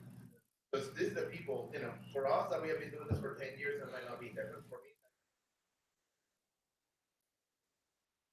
Not cemented, but for the people who are actually coming out now, those are the people that, you know. A great point. Yeah, we don't know about that yet. I do feel like it's important for those who go out and practice in the community or are in the community to have a voice, whether it's just in comments and questions, or whether it's through a vote. But again, I don't know if we will have exact control on who ABM decide to send the survey to, although it sounds like it's going to be to our general community. And you know, I said ABIM has recognized the ASAP ultrasound section, AUS, and SCUF as the groups, the major groups that are informing their decision, and that's their decision that they're recognizing those groups. So I don't know that we have an ability to change that. And I think one of the important things that we're definitely we've talked with them already, and we can say is we're gonna make sure that there's a long education period about these different pathways before there's a vote, so that you know we can have a much more useful response. You know, and the survey itself is something is ABIM has written. It's that's we don't have control over that. But and we haven't decided that time frame yet. It's not happening anytime soon. Have to have a decision by. It's all being right now. That's all being discussed. There's no demands. There's no hard anything, but we're definitely going to update as we know. But it's not happening next week or next month or anything like that for sure. But it's gonna there's going to be determined. You bring up a good point, though, that they survey everyone thinking they're getting answers from all the constituents. But in fact, the difference between a medical student who's in the ASAP ultrasound interest group and then a fellowship director who's been around for 10 years, I don't think those votes are the same. But we don't actually have control over that. That's We don't their know- process. We don't, I mean, I don't know how that survey is gonna be friend. The survey may have demographic information, like, please tell me, are you a medical student? Are you a former fellow? And it's important, I think, to get the views for all of them. There's a number of people here probably that are fellowship directors that were fellows, or people that are out in the community that did a fellowship and may or may not want to be certified. So they got to get all those views, and hopefully they'll design that survey in such a way that they can figure out. But I think it's a good point too. It's something we could communicate Yeah, to that's let an them know, important and piece. also I think it's something to think about for this accreditation session too. Is when we're talking about which group may be accrediting and thinking about membership. It is something to think about with ASAP membership. Is a large membership, but is it like who are those members? You know, and you know exactly. So. John?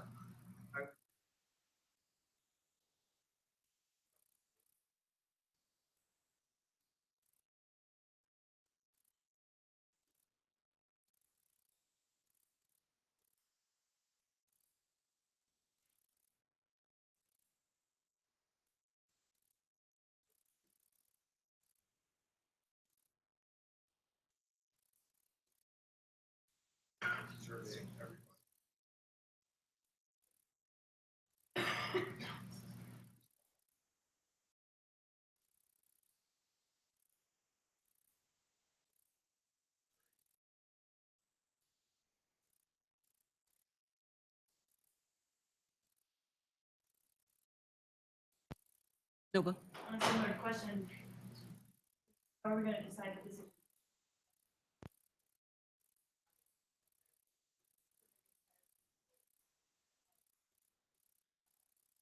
Than the AUS and then. You mean not about ABMS? About accreditation. The board, the SCUF board had voted to go forward with this, that I'd had discussions with the SAM and ASAP leadership about it. This discussion was meant informative to just talk about the options. We've had all this discussion at varying levels, but it's an opportunity for everybody to bring up things we didn't think of. At the end of the day, something has to happen. And we, at SCUF, we had voted to go forward and actually discuss this with the other organizations. There for that as it's going to, we put our hat in the ring, but how is the decision to be?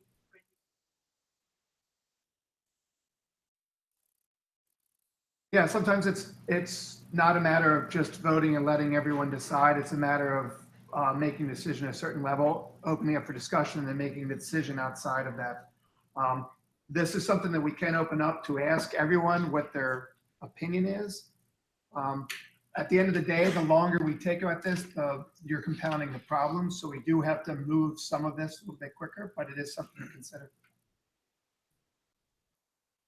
There are presentations in the past where he said that as Joe had mentioned that and had the opportunity to farm out the accreditation to another body, they would hold the test, but they would let somebody else do the accreditation. I don't know if it would be the same thing with the DFP.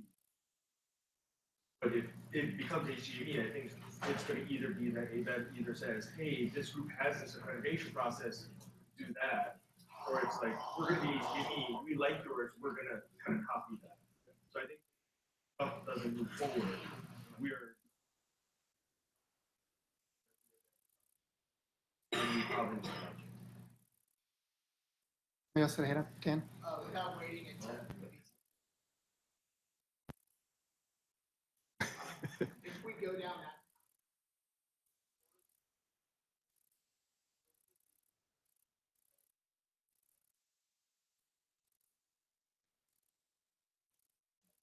So we'd have to talk to ABEM about that, because for the DFP specifically, it's still new. It's what, two weeks old? Yeah. So I don't know that we have a firm understanding. These are the questions that we just don't know yet. There's a lot of, if it's viewed the same as their old certification, what would happen, but we actually don't know the answer to that.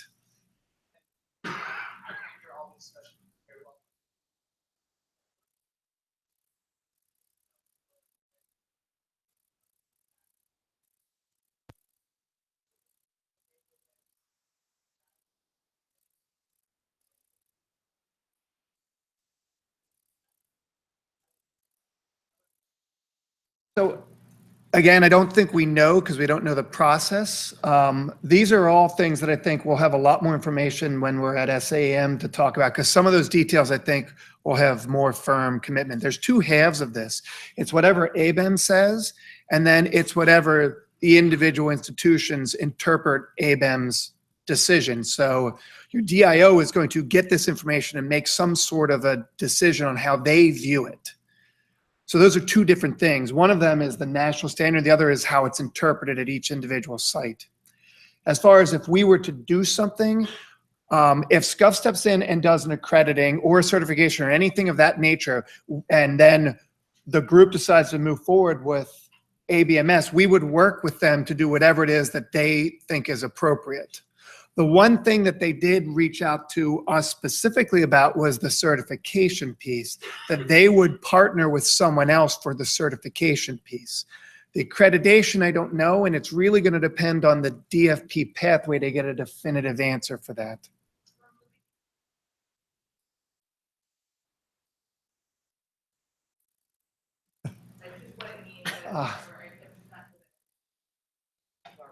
So there was a basically table sent out. Do you think it's possible to bring up the table? I don't have it I on have it, me. but I have that stupid new Mac thing. Yeah. So we'll bring up, but Ronald, if we could back up what you just explained to Nova, like I was confused and I may not be the only one in the room. What has been decided by the SCUF board?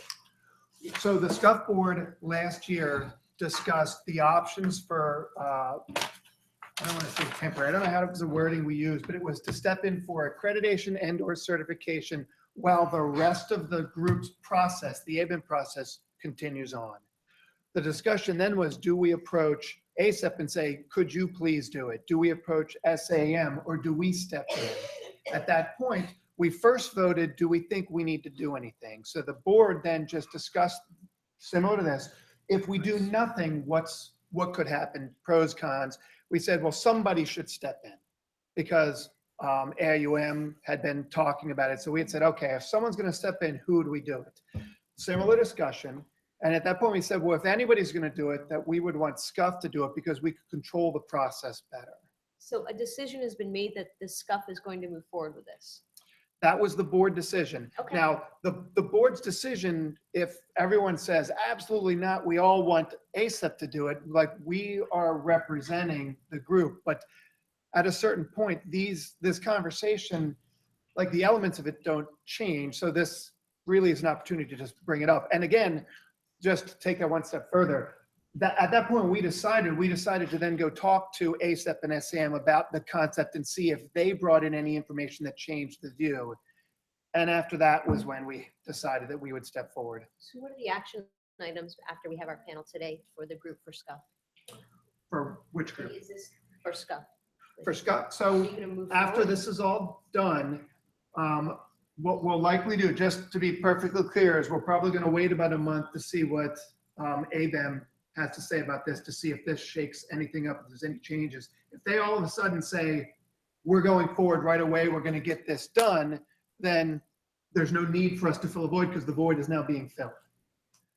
If they don't, if they say, well, we'll take an advisement, we're going to do this, if they do what they've done before, then we will put into the process of forming the accreditation framework. That will then go out as notification to all of the fellowships to say, this is what's going on, these are the pieces. We will then have additional sessions to say, this is how we think it's going to lay out, and people will lay out the pros and cons of the mechanism, and then we will institute the mechanism. If you are a member of ASAP or AUS, this was sent to you 2 days ago. If you deleted it, go find it and don't delete it to save it because it's going to come up over and over again. At SAEUS, the business meeting at SAM, there will be ABEM representatives there who may be able to answer some of the questions that were posed. But I think what maybe should happen in the interim is if you can take this fact sheet and go to your GME offices and ask them, how is this kind of pathway versus ACGME certification, how is that going to affect your individual programs? Because there is a lot of individual variance that we need to kind of understand. So that would be really helpful. Yeah. Just to say, the person you want to talk to is your dean of GME. You don't have to find your DIO. That person, like your dean of GME, will deal with all that. If you go to them, you're going to cause more trouble within your own institution. But you're going to take it to your dean of GME and just ask them general questions of what they think of it. Does this make them think of it? They may not have concrete answers, or they might. If they have any analogous situations, well, in the past we did this, then you want to just start gathering that information. That ABEM has been very clear with us on the task force that they don't have a specific timeline. They've also said to us that they are not going to decide for us. They want to know what we want, which is part of the impetus for their survey. And so also today, in terms of more questions about, well, what is ABEM? You know, we really can't answer for ABEM. And I think the business meetings, such as what will happen at SAM and ASAP, would be the great times to put your questions forward specifically to ABEM. And she's specifically talking about DFP versus the subspecialty, not the accreditation piece we were talking about before. John.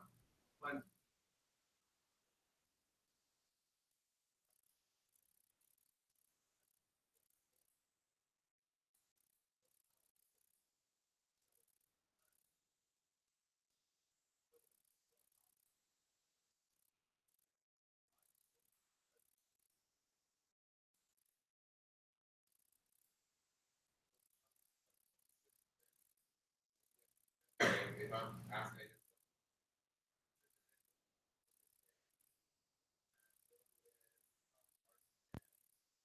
I'm just asking because at least, you know, you have to assert.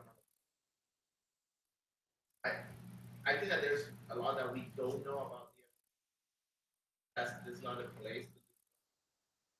I think that they have to come in with more of what Matt was saying, trying to define what is that you're going to get through each pathway. And because I honestly, I read that like 3 times in the last couple of days, I Right. still don't understand. Doesn't really say too much. No. Doesn't say anything. Yeah. To the quick answer, Very. the question, obviously, Very. this would be not an external organization, you know, this would be, but, you know, But the difference, Matt, the difference from what I'm reading there is that what would be the difference from, like, let's say that tomorrow critical care or somebody else says, oh, we're gonna create our own DFP, right? So everybody has different DFPs, and I just don't see how you're standardizing what education should be. I just don't see, I don't think we should do this for a merit badge. I honestly don't think that, at least what I remember from the discussions back in 2011 and even back in 2007, was that we were trying to standardize the education and making sure that minimal requirements for everybody. So these are great points when we have the discussion about DFP versus the subspecialty.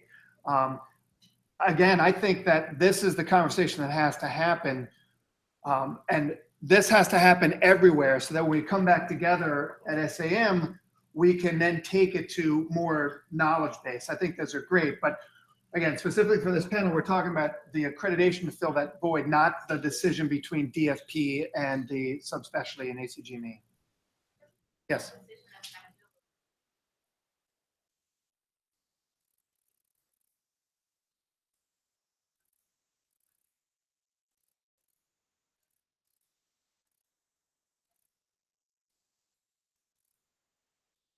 At the DFP of only.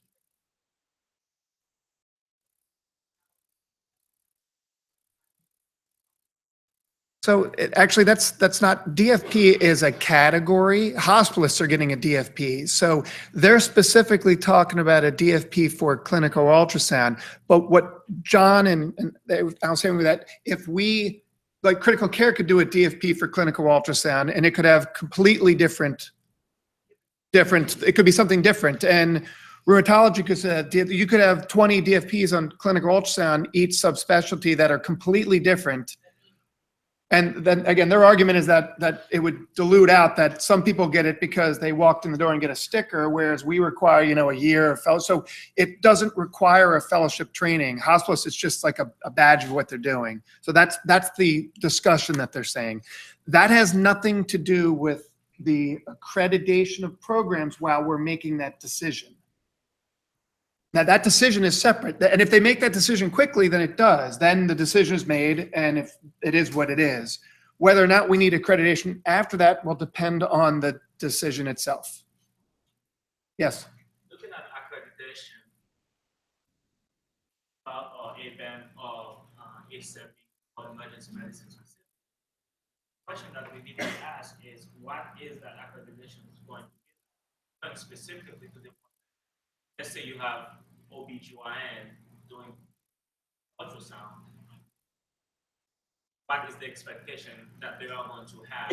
And certainly it will be different from emergency medicine. So how do we put that into perspective? So we're talking about accrediting clinical ultrasound fellowships. So it'd have to be a clinical ultrasound fellowship that would come for accreditation. So it wouldn't be the OB residency, it wouldn't be cardiology, it wouldn't be those groups. And we would design it for the people that do what we do. So it might be critical care, anesthesia, it might involve those groups. But at a basis, if they're doing a fellowship, they're going to answer the exact same questions we have to answer. They're going to have flavors of it. There are things that are going to change for those, and we would deal with that as it goes. But that's the same regardless of the body. That's true for whoever does it. And then the argument would be if it's in ACEP, it doesn't make sense for anesthesia or critical care to go to it versus SCUF. You could have different pathways for different, you know, critical care, anesthesia, primary care, emergency medicine. Yeah. I think that's open. Very easily could do that. Correct. Within Yeah. SCUF, you could, there's no reason, I mean, we don't have to, there's obviously things that are specific to emergency medicine, things that are specific to primary care, so forth, that would be slightly different. But if you look at the large sort of set of requirements, a lot of those things are going to be the very similar. And some of them are similar to things that are in CUAP already, but there's separate things that are for fellowships that need to be defined, and then they can be defined specifically for the different types of fellowships. All right, last question, then we'll have to move on to the next show. So it seems like ASAP has, has.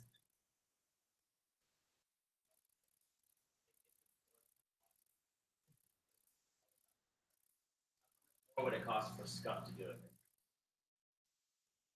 No organization is going to absorb 1 penny of cost. When you do anything of this nature, it's got to at least be cost. The difference is if you have a large organization, the overhead that they're going to charge you is more than if you have a small organization. That's the big difference in cost. So if ASAP does it, you inherit the cost structure of ASAP. If you do it through an organization like SCUF, there is no cost structure. We build it based on what we have. So the whole thing actually is done cheaper, which is one of the other arguments for a very flat organization do it versus a very tall one. But you will not find an organization that's going to benevolently give us money to do accreditation. It just doesn't exist. All right. Okay. Thank you very much. Great. Clearly a conversation that's going to continue. We have a break right now, but let's just have everyone come on down front for a picture, if that's okay. Yeah? Or squeeze in, whichever. This is Andy's, right? Yes. And we have a laptop up for auction as well. There it is. Why don't you do it here? Yeah, do it. They're all going to Pile in? Okay. Yeah. Okay, go down here. What's that? Down here. In the chairs? Yeah. Come on down here. Come on down to the front, right where Romolo is. Everyone pack around beautiful Romolo. Jump on Romano.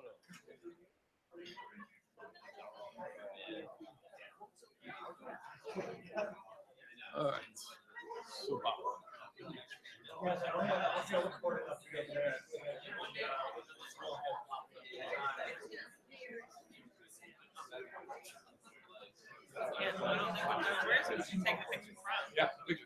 I know, but we can't. Short people stand on the tables. That's what I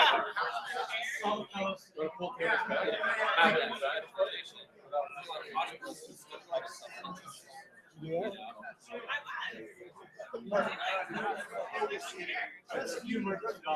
Yeah, what could go wrong with this picture? Why don't you guys, yeah, why don't you, that's good. Can you scoot that back? This thing's gonna flip because of that. Somebody's laptop. You have staggered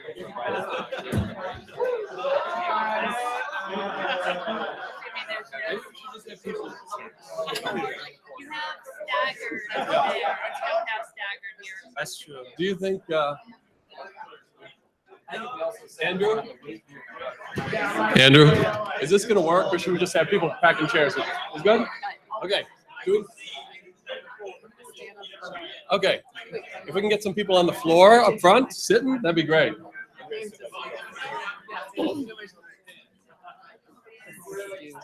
All right. I have a hole. I can see the camera. Make eye contact That means with the Randy. camera can see me. I'm so happy to be next to Teresa.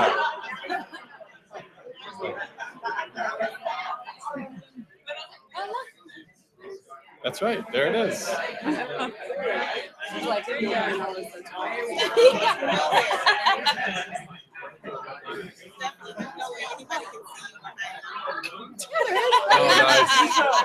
gonna jump at the right time. You can stand on the chair. I know. He's higher. He's higher. Yeah. No, he's. You're over. I see you. You can piggyback. Right there. You can see. Can you squeeze in, Corey. Come on. I see the hole. I see the hole. Like this. I'm really excited. Don't look like, yeah. Don't. Yeah.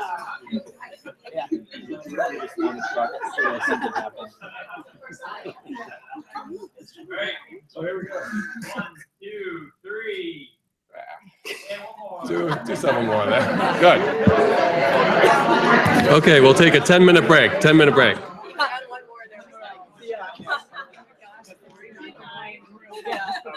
Super. That's good.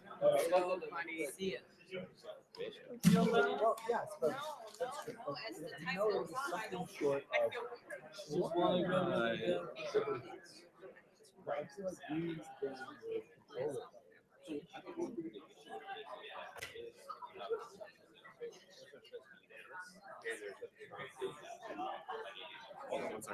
me just make sure. Oh, yeah.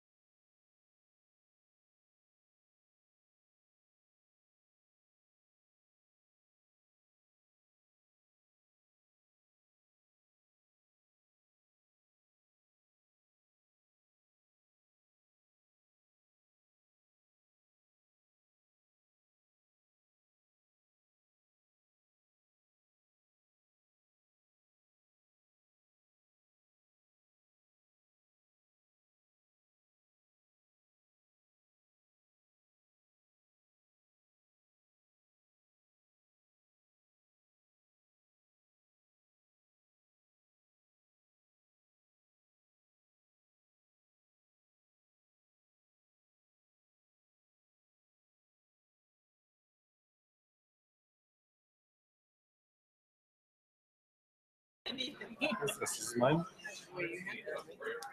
Oh yeah, that was a long time ago. We need a micro.